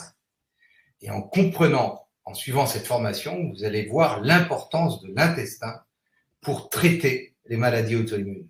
C'est faux de dire qu'on ne peut rien faire. On peut tout faire, justement, pour limiter ces maladies auto-immunes en renforçant votre intestin, qui est votre pivot numéro 1, votre foie, qui est votre pivot numéro 2, et en prenant des compléments alimentaires adaptés pour ralentir l'hyperperméabilité intestinale qui est vraisemblablement à l'origine de votre vitiligo plus votre terrain septique. Et puis, il faut moduler le stress. Et dans cette médecine des 4P, vous avez un immense chapitre sur l'intestin, un autre chapitre sur le foie et un autre chapitre sur le stress. Et vous allez apprendre justement comment, peut-être par votre iris, diagnostiquer votre terrain, comment par votre oreille moduler votre stress, comment renforcer votre intestin par l'oreille, votre foie par l'oreille, quel type de complément prendre, quel type d'alimentation, etc. Et vous aurez les réponses. Et puis, si vous voulez avoir des réponses vraiment personnalisées, je vous invite à me consulter. Et puis, je vous dirai en télémédecine ou sur place ce qu'il faut faire. Mais déjà, si vous avez cette maladie, il faut lire, il faut se renseigner. Parce que, en fait, cette médecine des 4P, j'ai bien dit qu'elle était participative. Donc, moi, je ne peux rien aux gens qui me posent des questions et qui veulent faire aucun effort. Non, là, je ne peux rien. Vous ne devez pas considérer que le médecin est là pour faire les efforts à votre place. C'est très important que vous compreniez cela parce que j'ai souvent plein de questions de gens par mail comme ça qui m'envoient, ça prend 2 minutes d'envoyer un mail et certaines personnes pensent que eux, ils ont pris 2 minutes, mais que moi, je vais passer 1 heure à leur dire, il faut faire ci, il faut faire ça. Non, ça marche pas comme ça. Il n'y a pas de résultats tangibles dans ces pathologies si on ne fait pas un minimum d'efforts pour comprendre ce qui nous arrive. Parce que vous êtes intelligent, vous avez tout ce qu'il faut pour comprendre ce qui vous arrive. Et ces maladies ne viennent pas par hasard. Moi, j'ai une maladie auto-immune, une spondylarthrite ankylosante. Eh bien, j'en ai mis du temps pour comprendre ce qui m'arrivait. Et pourtant, j'étais médecin. Et j'en ai pris des médicaments. Et puis finalement, j'ai fini par comprendre que l'alimentation était peut-être importante. C'était il y a 20 ans, quand j'ai changé mon alimentation, pour traiter mes douleurs, parce que je ne savais pas que j'avais une spondylarthrite. Eh bien déjà, l'alimentation, le fait que j'ai fait ces efforts, parce que c'est un effort pour changer mon alimentation, m'a changé la vie. C'est pour ça que de radiologue, je suis devenu le médecin que je suis. Puis après, je me suis formé aux compléments alimentaires, et puis à l'iridologie, à l'acupuncture. J'en ai fait des efforts. J'en ai sacrifié des week-ends pour apprendre tout cela. Eh bien, c'est ce que je vous ai retranscrit dans cette formation, qui est vraiment une formation qui, si vous avez une pathologie auto-immune, vous permettra de comprendre. Et si vous comprenez, pourquoi je dis ça? Parce que si vous comprenez, vous allez changer. Et si vous allez changer, vous allez devenir votre meilleur médecin, avec l'aide de thérapeutes comme moi, ou de thérapeutes comme Mathilde, etc. Vous allez arriver à trouver la solution, guidé par quelqu'un qui a plus d'expérience que vous, mais c'est vous qui allez faire les efforts. Donc oui, on peut changer le cours du vitiligo. Vous aurez toujours ces gènes de susceptibilité du vitiligo. Si vous êtes trop stressé, ça augmentera. Mais si vous avez une bonne hygiène de vie, que vous êtes moins stressé et que vous comprenez l'origine et que vous changez votre alimentation pour renforcer votre intestin, que vous prenez des compléments adaptés, et bien vous allez ralentir l'évolution de votre vitiligo. C'est bien que tu rappelles de l'origine parce qu'évidemment, les maladies auto-immunes sont multifactorielles et ont plusieurs origines, mais il y a souvent une partie qui est liée au mode de vie. On parlait du cholestérol un peu plus tôt où tu conseillais de reprendre ton alimentation en main et c'est vrai que toutes ces maladies, alors le cholestérol par exemple qui peut être dans la classe des maladies de civilisation, sont souvent parallèles en fait avec les maladies auto-immunes et ce sont quand même des maladies qui arrivent pas uniquement, mais par un encrassement et par un mode de vie déséquilibré, que ce soit par la sédentarité, par des polluants. Enfin, tu en parles régulièrement dans tes réponses, tu en as reparlé ce soir. Mais voilà, c'est vrai que c'était intéressant que tu nous repartages vraiment pour faire ce lien entre toutes ces maladies de civilisation qui explosent aujourd'hui et puis les maladies auto-immunes qui aussi explosent également. Il y a une prévalence en croissance. Donc c'est bien que tu nous rappelles toujours que la base, l'origine, elle reste entre nos mains et donc on a les clés. À nous d'être acteurs. On ne dit pas que c'est simple, absolument pas, mais voilà, on a notre part. Je te propose de continuer avec les questions de Sylvie. Alors Sylvie, ça rejoint un peu parmi les premières questions par rapport à l'Omedocta, mais voilà, comme il y a un médicament qui est pris en même temps, je la pose. Tu vas certainement aller beaucoup plus vite là-dessus. Donc, bonsoir Sylvie, si vous êtes parmi nous. Elle nous dit, je souhaiterais vous poser une question au sujet de l'Omedocta. J'ai acheté régulièrement à mon mari le Prodocta. Pour plus d'efficacité, vous conseillez l'Omedocta en parallèle. J'ai cru voir qu'il y avait des effets positifs sur le produit qui fluidifie le sang. Mon mari étant sous cardagique, 160 mg, donc un sachet par jour, suite à un infarctus.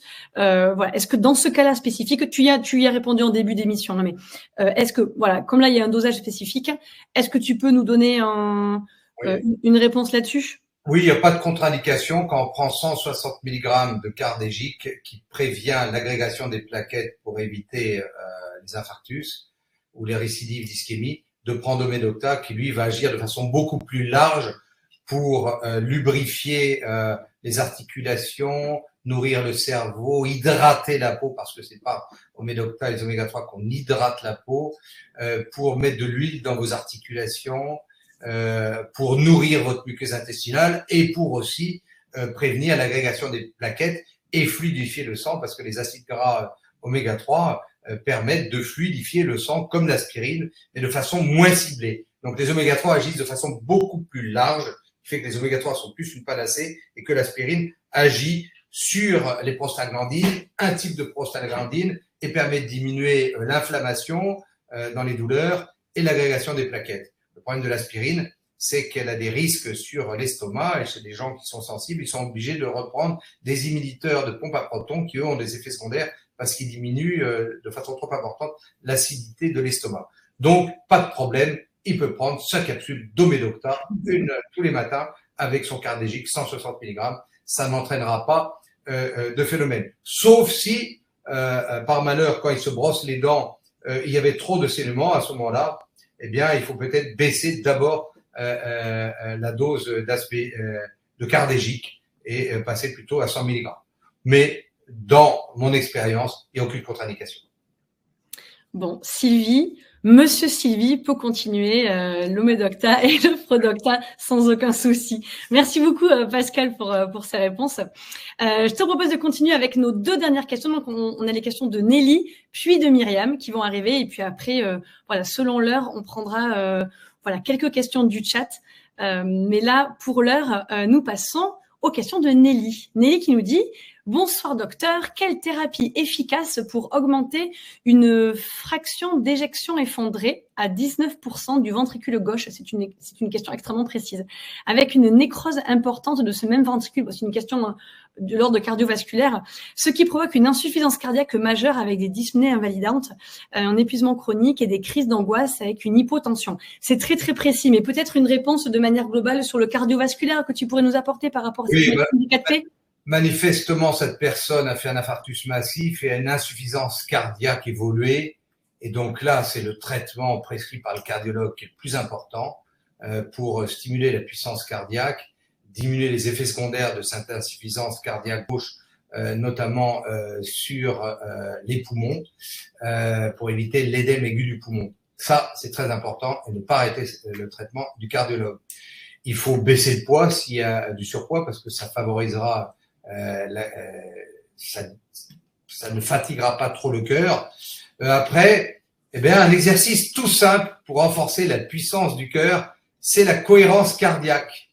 Eh bien, c'est simple, on inspire 5 secondes, on bloque 1 seconde, on expire 5 secondes, on bloque 1 seconde. On fait ça 3 minutes, 3 fois par jour. Rien que ça, ça met en cohérence votre cœur et vos poumons. Ce sont vos poumons, ils inspirent et expirent, qui vont renforcer la puissance cardiaque. C'est fondamental, ça. La cohérence cardiaque pour entretenir son cœur. Il n'y a pas que l'activité physique, il y a savoir respirer. Or, avec le stress, on est plutôt polypnéique, on ne sait pas bien respirer. Et puis, ail, oignon, qui sont deux alliés dans les maladies cardiovasculaires, notamment l'ail, parce que ça prévient l'agrégation plaquettaire. C'est excellent pour le système cardiovasculaire. Le vin rouge est un antioxydant et qui contient des petites doses d'aspirine pour éviter l'agrégation, etc. Mais là, manifestement, là, c'est un cas spécialisé avec une insuffisance cardiaque importante, alors éventuellement les ondes scalaires pour renforcer l'énergie, pourquoi pas? C'est possible, peuvent aider, mais là, c'est une insuffisance cardiaque très importante due vraisemblablement à un infarctus massif. Donc, le cœur a été bien abîmé et comme maintenant il est fibrosé, eh bien, il perd un peu de sa contractilité. Donc, il faut l'aider en favorisant la fraction d'éjection, notamment par les médicaments cardiaques. Et puis, il faut traiter l'anxiété. Et là, l'acupuncture auriculaire peut aider. Et là, on peut renforcer le muscle cardiaque par l'oreille. Donc, on peut traiter l'anxiété et renforcer le muscle cardiaque. Donc, l'acupuncture auriculaire a toute sa place dans l'insuffisance cardiaque. Oui, tu nous donnes des pistes. Mais voilà, déjà, tu nous donnes des pistes de réflexion par rapport à la sphère cardiovasculaire. Donc déjà, c'est très intéressant. Et puis alors, écouter un docteur nous parler de cohérence cardiaque, et c'est toujours un bonheur, c'est toujours un plaisir. Toi qui prends des techniques qui ne coûtent rien, la cohérence cardiaque, c'est tellement accessible à tous. Ça prend 5 minutes dans la journée. Enfin voilà, 3 fois, c'est que 3 fois l'idéal, c'est 3 fois, mais ça ne coûte rien. Donc effectivement, c'est tellement bon de t'entendre rappeler ces pratiques-là. Et tellement juste, c'est vrai que pour la cohérence, pour le système cardiovasculaire, c'est très très intéressant. Merci beaucoup Pascal pour ces pistes. Donc Nelly, voilà, j'espère que vous aurez des chemins à arpenter pour venir, voilà, en tout cas soulager ou accompagner cette pathologie cardiaque que vous avez eue. Enfin pas pathologie, infarctus a priori tu dis, donc là c'est cette atteinte. On continue et on termine avec les questions que nous avons reçues, avec des questions de Myriam. Myriam qui nous pose plusieurs questions, qui elle aussi, je pense, a suivi ta formation. En tout cas, elle est très au fait de tout ce que tu proposes dans tes compléments. Donc, je lis les questions. Je les lis toutes et puis après, on les reprend une par une, si tu veux bien. Alors, elle nous dit... as-tu des conseils, auriez-vous des conseils sur l'après-ménopause? Donc, les conseils pour l'après-ménopause sont-ils les mêmes que pour la ménopause, notamment concernant les compléments alimentaires? Comment envisager une solution pour une femme de 80 ans, constipée chronique depuis l'enfance? Intestin, foie, est-ce que le Drénadocta, l'Omedocta, le Prodocta peuvent-ils être intéressants? Comment aider une femme de 80 ans souffrant d'hyperperméabilité intestinale, les deux sont un peu liés, mais qui ne supporte pas les huiles, même en capsule? On a eu des questions, j'ai vu dans le chat par rapport aux compléments d'oméga 3, si les huiles ne sont pas tolérées, est-ce que tu as des pistes? Donc elle te parle de maux de tête dès qu'elle consomme du gras. Ensuite, elle te demande comment aider un homme de 65 ans avec hyperperméabilité intestinale et qui n'a plus de vésicule biliaire. Est-ce qu'on peut lui conseiller tout de même l'Omedocta? Et quel conseil pour une femme de 45 ans avec mycose aux pieds, peau et ongles depuis 30 ans? Ça fait plein de questions, mais on a eu des questions dans le chat sur les mycoses, on a eu des questions dans le chat sur la manière de recevoir les compléments d'huile d'oméga 3, d'huile, à base d'huile. Donc finalement, je pense que voilà, toutes ces questions vont se recroiser avec certaines posées dans le chat. Alors la première, tu peux me la rappeler? La première, bien sûr. Est-ce que les conseils pour la préménopause sont-ils les mêmes que pour la ménopause, notamment pour les compléments alimentaires? Alors, c'est une très bonne question parce que la médecine naturelle a toute sa place pour soigner la ménopause qui, je vous rappelle, n'est pas une maladie et qui protège la femme d'un excès de sécrétion d'estrogène. À partir de 50 ans, il n'y a plus d'ovulation et donc il y a beaucoup moins de sécrétion de progestérone et d'œstrogène, ce qui protège la femme. Mais avant la ménopause, à partir de 45 ans, il y a ce qu'on appelle des cycles anovulatoires. Donc, il y a de la sécrétion d'estrogène pendant tout le cycle, et comme il n'y a pas d'ovulation, il n'y a pas de sécrétion de progestérone.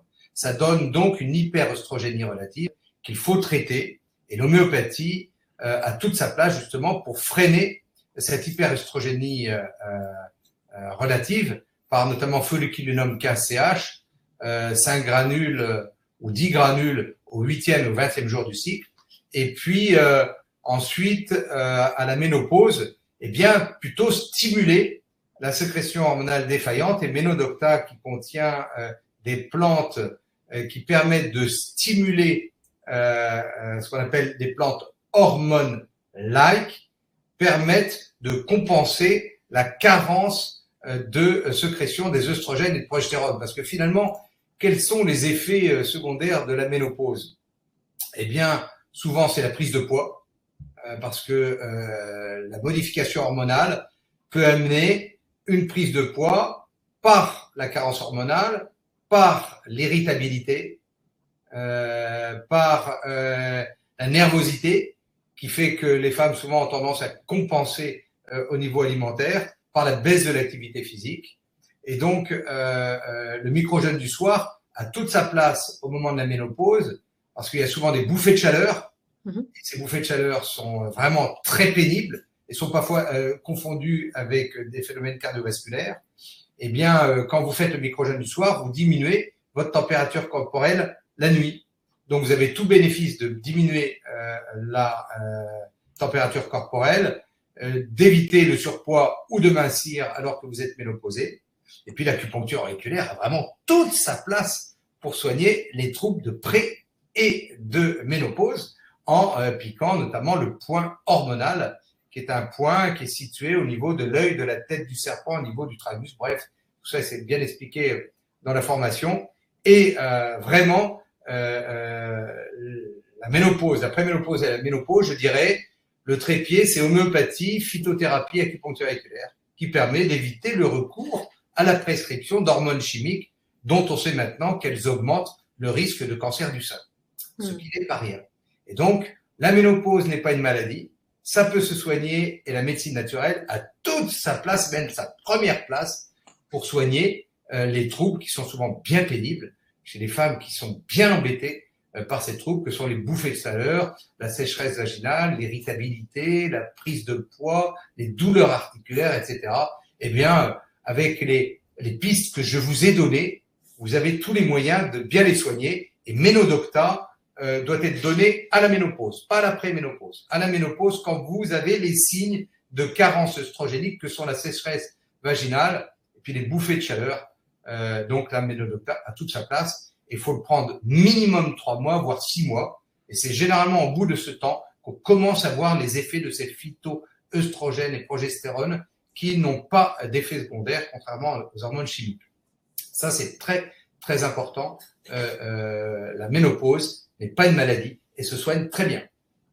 Merci de le rappeler. C'est vrai qu'on l'entend trop souvent et donc, encore une fois, de l'entendre de ta bouche avec de médecins et avec voilà, des pistes de réflexion et en reparlant encore de l'auriculothérapie qui peut être aussi une méthode, un outil extrêmement vertueux.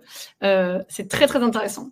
Alors, en continuant les questions de Myriam que j'ai nommées tout à l'heure, donc elle nous parle d'une femme de 80 ans constipée chronique. Alors, Drenadocta, Omedocta, Prodocta, est-ce que ça peut être des pistes pour des constipations? Alors, il y a l'âge senior de 80 ans, mais elle fait aussi qu'elle a été, on est sur une constipation de toute une vie, visiblement.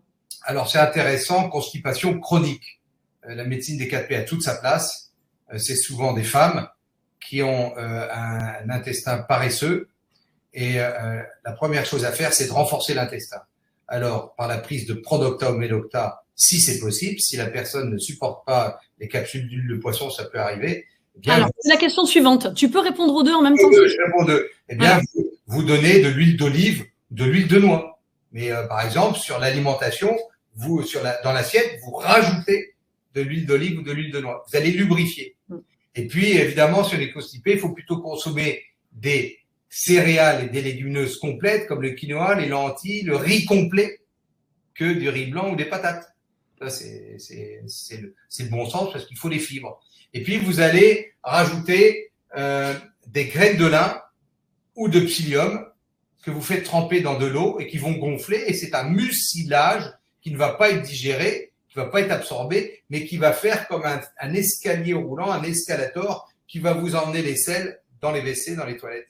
Et donc, ça, il faut en prendre une fois par jour. Des pruneaux ou faire tremper les pruneaux dans de l'eau et boire l'eau de ces pruneaux, etc. Bref, il y a plein de techniques. Il faut marcher, il faut bien s'hydrater, etc. Et l'acupuncture a toute sa place. Je me rappelle très bien d'avoir soigné un enfant qui avait une maladie de Hirschsprung, qui est donc une parésie du côlon, qui entraîne des constipations terribles, par l'acupuncture auriculaire. Et on arrivait à faire en sorte que cet enfant élimine 2 fois par semaine des selles volumineuses, alors qu'auparavant, c'était 1 fois par mois. Et ça avait été une constipation très, très problématique. Et donc, dans l'oreille, vous avez des points qui permettent de stimuler le côlon, l'hypothalamus postérieur, les muscles et les nerfs, notamment le pneumogastrique, qui commandent l'évacuation des selles. Donc, on a accès par l'oreille à des commandes par le cerveau pour stimuler.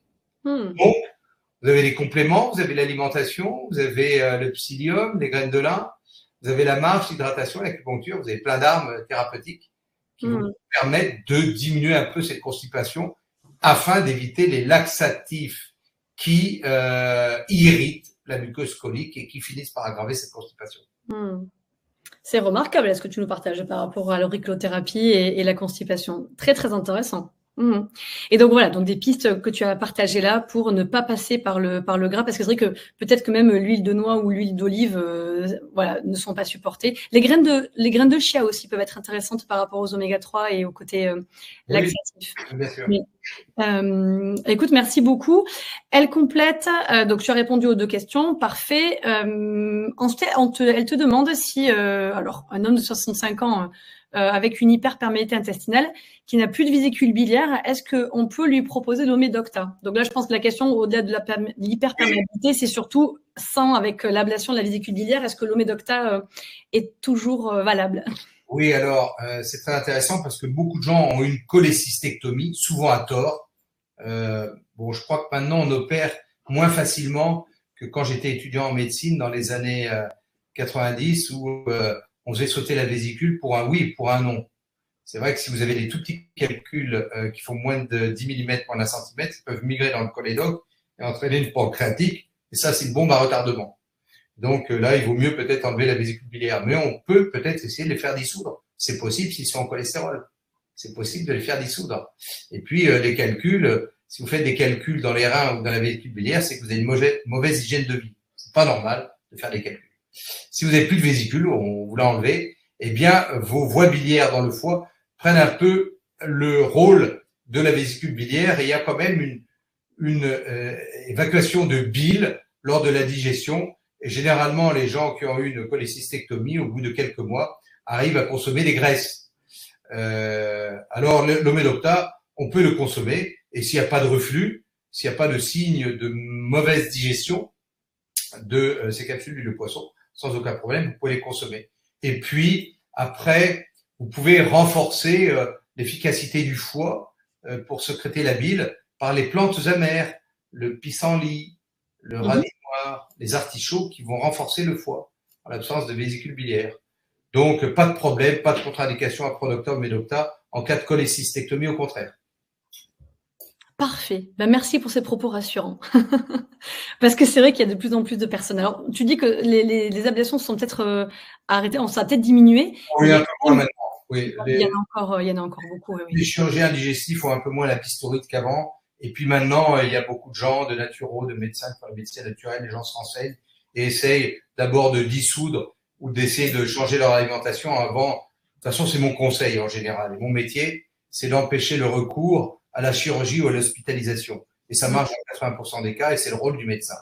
Eh bien, avant de vous faire opérer, prenez toujours 1, 2 ou 3 avis et essayez de voir si vous ne pouvez pas résoudre médicalement le problème. Eh bien, souvent, dans 80% des cas, on peut retarder ou éviter l'intervention.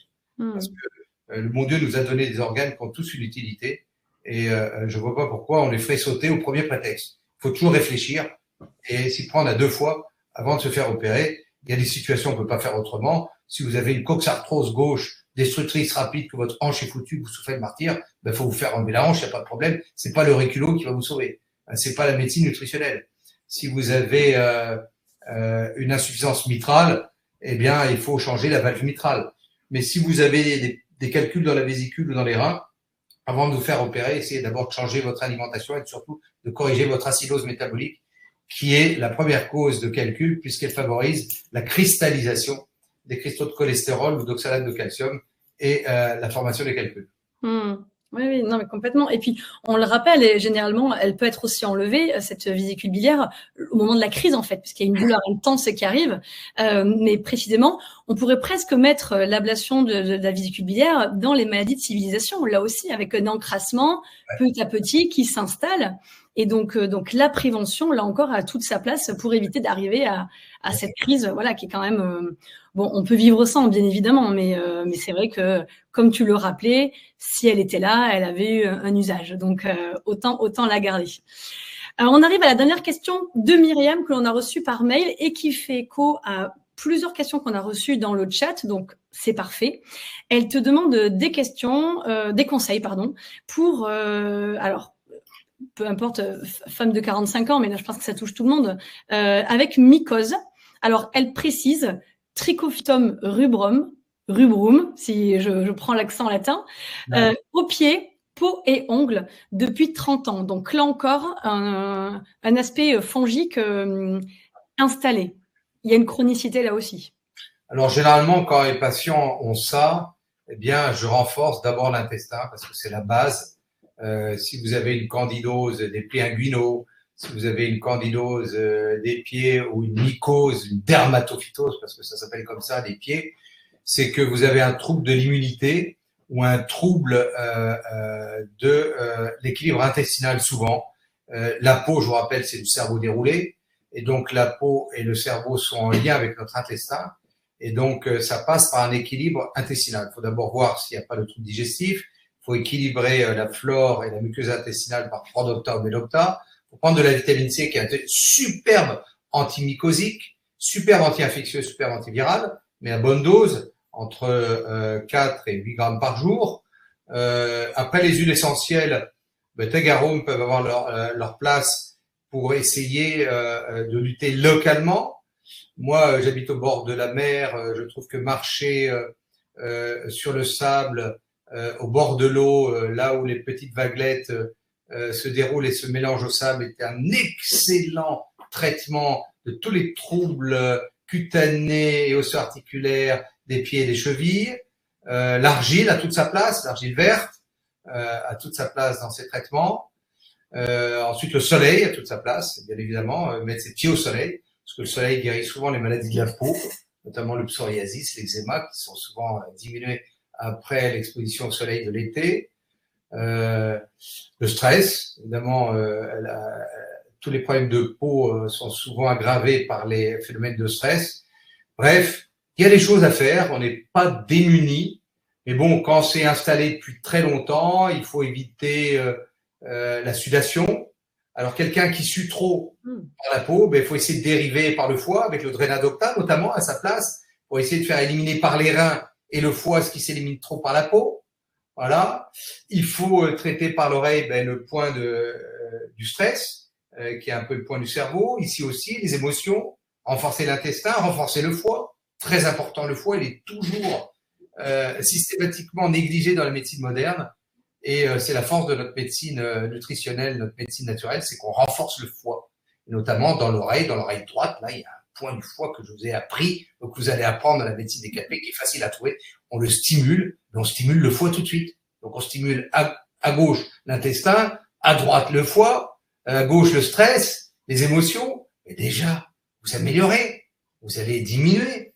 Et puis après, il y a des médicaments, mais je pense que cette femme a pris tous les médicaments possibles et inimaginables, et que si elle pose ces questions, c'est que cette mycose est irréductible, mais on peut faire quand même quelque chose. Moi, je suis un indécrottable optimiste, et je pense qu'il y a toujours quelque chose à faire. Toujours des petites choses pour améliorer. Toujours. C'est jamais foutu. Voilà. J'aime toujours ton optimisme contagieux. On a envie de te suivre et on sent de toute façon qu'effectivement, il y a toujours quelque chose à faire et quelque chose à modifier dans sa vie, dans sa routine. Donc, effectivement, et tu nous as partagé tant de pistes ce soir. Écoute, merci beaucoup pour toutes ces questions. Alors, on arrive au terme des questions qu'on a reçues.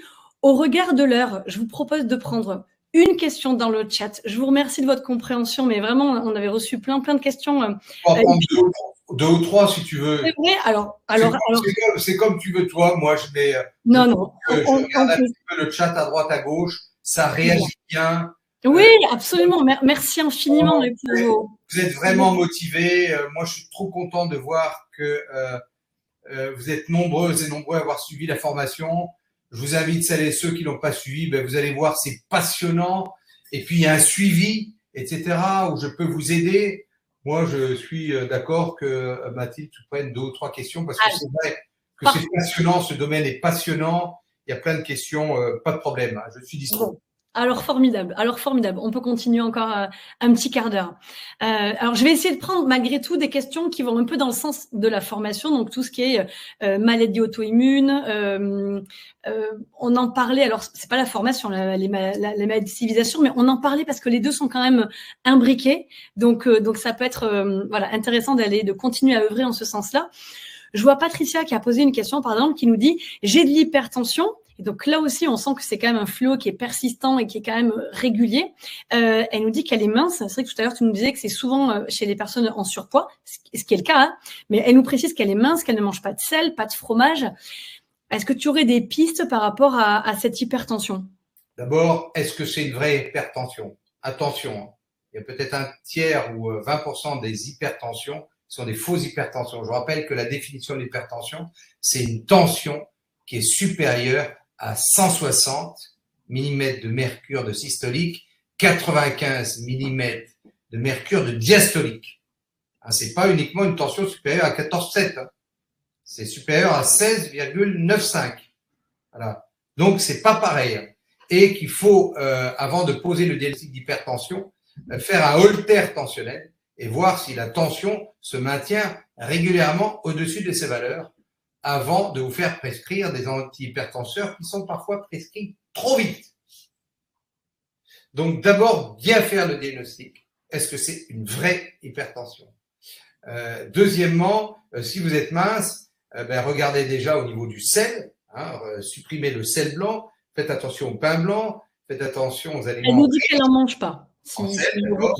Après, peut-être regarder la tension nerveuse. Est-elle élevée, cette tension nerveuse? Donc là, il y a peut-être quelque chose à faire sur la tension nerveuse par l'homéopathie, par l'acupuncture auriculaire. Ensuite, équilibrer votre intestin, ça c'est la base, parce que si votre intestin va bien, je vous rappelle que c'est un cerveau émotionnel. Donc, vous réagirez moins vivement aux à-coups et au stress de la vie moderne. C'est fondamental. Si on passe par les trous de nez, il y a ça aussi. Parfois, on a des colères en nous. Ça sort en hypertension, etc. Et puis après, il y a ce qu'on appelle l'hypertension essentielle. Donc, j'espère qu'on vous a fait, si vous avez une vraie hypertension, le Doppler des artères rénales, pour voir si vous n'aviez pas une sténose des artères rénales. On a mesuré les hormones, l'adrénaline, etc., le cortisol. On a regardé si vous n'aviez pas un phéochromocytome, etc. Bref, ça, c'est le rôle des cardiologues, d'éliminer les hypertensions organiques. Et si on ne trouve pas de cause, on appelle ça l'hypertension artérielle essentielle. On ne sait pas trop d'où c'est dû, mais c'est souvent génétique et familial. Il y a des familles à hypertension, etc. À ce moment-là, si votre hypertension est avérée, eh bien, souvent, on prend un médicament. Et souvent, c'est suffisant, et parfois 2. Mais la médecine naturelle a toute sa place pour moduler le stress, traiter les émotions, renforcer l'intestin et prendre des compléments alimentaires. Dans les compléments, j'en vois 3 qui sont importants. Drénadocta pour stimuler vos reins. Omedocta pour fluidifier votre sang parce qu'un sang plus fluide, eh bien, le cœur sera moins hypertendu. Et prendre Silidocta pour augmenter l'élasticité de vos artères et éviter l'artériosclérose. Parce que souvent, la tension, c'est parce que nos petites artères distales se sclérosent et donc il faut plus de pression pour amener le sang. Et c'est l'hypertension. Donc, si vous dilatez un petit peu ces artères avec la prise de silice, eh bien, le sang, avec un sang plus fluide, avec Omedocta, aura plus de facilité à passer. Et donc, il y aura moins besoin de pression de la part du cœur pour pousser ce sang. Vous voyez, des petites choses comme ça, toutes simples. Et puis, allez sur mon blog, lire l'article sur l'hypertension, vous aurez plein d'informations. Et puis après, si vous voulez, suivez cette belle formation, vous apprendrez encore beaucoup plus de choses. Merci beaucoup pour ces pistes à explorer. J'espère, Patricia, que ça pourra vous éclairer, en tout cas, par rapport à votre hypertension. Écoute, je te propose de prendre une dernière question parce qu'elle est revenue à plusieurs reprises. Elle concerne les tremblements. Alors, Gabriel qui nous dit « J'ai les mains qui tremblent, mais ce n'est pas Parkinson. Que puis-je faire ?» Monique qui nous parle aussi de tremblements.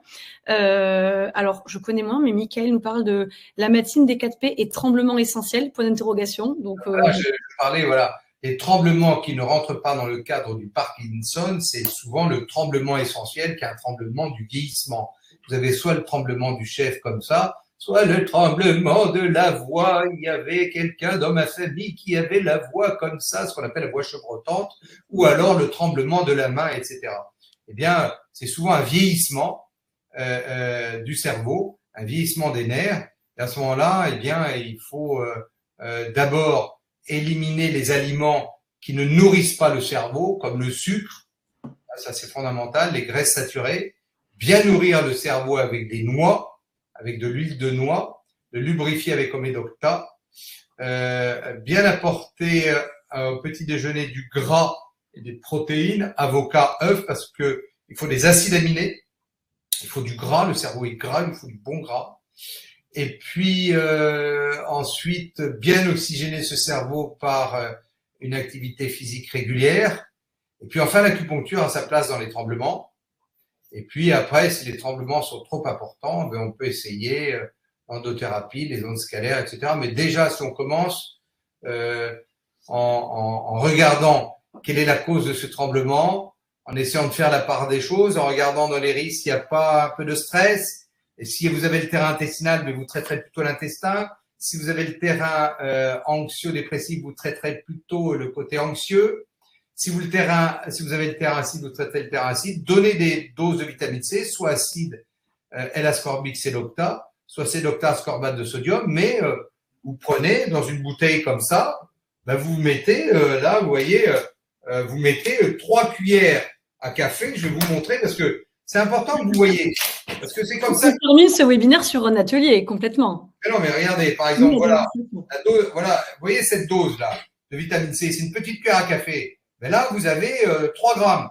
Si elle est pleine, c'est 6 grammes. Voilà, moi, je mets ça dans ma bouteille d'eau. Moi, tout à l'heure, je m'en suis mis 2. J'en mets une pour vous. Là, j'ai 6 grammes de vitamine C, mais il faut boire ça tout au long de la journée. Et ça n'empêche pas de dormir. C'est important de le rappeler. Regardez, je prends, pendant que je vous ai parlé, pendant les 2 heures ce soir, j'ai dû prendre 4 grammes de vitamine C. Je vais dormir comme un bébé. Pourquoi? Parce que cette vitamine C est pure. Il n'y a pas d'excipient, il n'y a pas de sucre, il n'y a pas de caféine. Il n'y a pas d'additifs qui vont exciter. Donc, je vais dormir comme un bébé, je vais rêver, etc.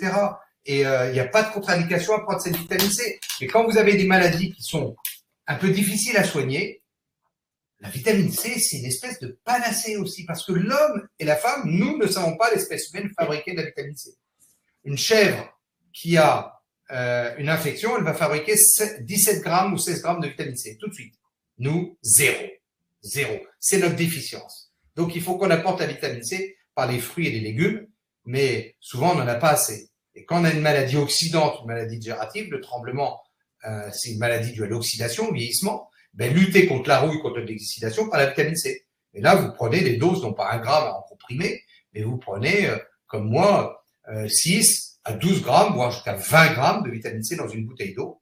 Et vous allez jusqu'au flush diarrhéique. Augmentez la dose jusqu'à avoir une petite diarrhée d'élimination. D'abord, vous allez éliminer. Et quand vous avez cette petite diarrhée, vous savez quelle est votre dose maximale de vitamine C. À ce moment-là, vous baissez un peu la dose jusqu'à retrouver un transit normal. Vous étonnez pas si vous avez des selles liquides. C'est bon. Vous avez pris ce qu'il fallait comme vitamine C. Et après, vous pourrez, si vous avez été jusqu'à 12 grammes, vous prendrez 8 grammes. Et vous le buvez tout au long de la journée. C'est comme ça que ça se prend la vitamine C. Il faut pas la prendre une fois par jour. Il faut la prendre tout au long de la journée en buvant. Tout bénéf, vous buvez de l'eau, vous vous hydratez et vous vous désoxydez. Absolument. Bah, écoute, merci beaucoup Pascal, merci infiniment pour ce webinaire pratico-pratique. Là, entre l'auriculo en démarrant ce webinaire, les oreilles, les petites billes. Là maintenant où tu nous as montré comment prendre un Adocta, les bouchons, les cuillères. Écoute, parfait. Mais à la fois c'est comme ça qu'on sait comment mettre en pratique. C'est vraiment comme ça que c'est ce qui nous donne l'élan premier pour mettre en place ces nouvelles routines.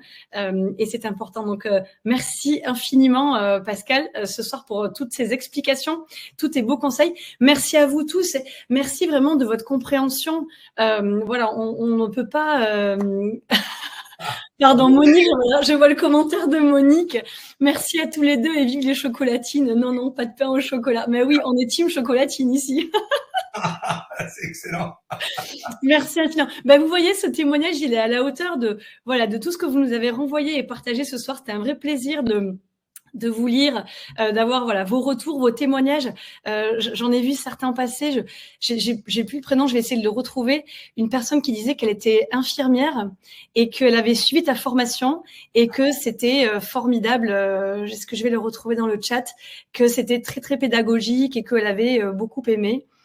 Voilà, j'ai suivi la formation en médecine des 4 P. Je suis cadre de santé infirmière et j'ai trouvé cette formation de qualité plus. Brigitte qui nous dit ça. Merci. Merci infiniment, ça me touche beaucoup parce que je vais en profiter pour dire un petit mot, c'est grâce à la superbe équipe de Vivo Vojo que cette formation de la médecine des 4P que j'ai d'abord faite sur place au Pays Basque, il n'est pas exclu que j'en refasse d'autres pour celles et ceux qui seront intéressés, mais on verra dans un deuxième temps parce que ce serait bien que sur place, pour toutes celles et tous ceux qui ont assisté à cette formation en ligne, eh bien je puisse leur expliquer en live, en direct, comment mieux piquer tel ou tel point, mais déjà travailler. Et je suis tellement content de ce que dit cette cadre infirmière, parce que cette formation, elle est pour tout le monde. Elle est géniale. C'est pas parce que c'est moi, mais c'est parce que c'est Vivo Vojo qui sait, qui a vraiment ce charisme, parce que je peux vous dire que cette équipe, elle est formidable. Il y a vraiment une belle âme dans cette équipe, et elle sait diffuser, moi, ce que j'appelle la connaissance positive. Eh ben, je remercie Mathilde parce que elle représente très bien cette équipe avec son beau sourire, comme disait la jolie landaise. Voilà. Merci de participer et de nous aider ainsi à diffuser mieux cette formation et pour le bonheur de tous. Et beaucoup d'autres viennent parce que vraiment surveillez vos mails et si voilà les partages de Pascal vous ont plu et vous ont éclairé et je suis absolument convaincue que c'est le cas, vous allez recevoir très prochainement voilà des webinaires autour du diabète, du cancer, du cholestérol, la thyroïde aussi, enfin toute une série de pathologies qui sont en croissance là aussi, qui ont une prévalence grandissante, mais comme tu l'as partagé ce soir régulièrement, il y a beaucoup d'espoir, il y a des choses à faire, il y a plein de pistes à mettre en place et c'est ce que tu œuvres au quotidien à nous partager. Donc voilà, regardez votre boîte mail, vous allez avoir plein d'informations à venir très bientôt. Merci du fond du cœur à vous tous d'avoir voilà partagé avec enthousiasme ce soir et échangé tous ensemble. Merci Pascal, toujours pour ta générosité grandissante. Et puis voilà, vous le savez, prenez bien soin de vous. Vous êtes précieux, on le répète à chaque fois. Très belle soirée à tous. Merci beaucoup, je vous embrasse toutes et tous.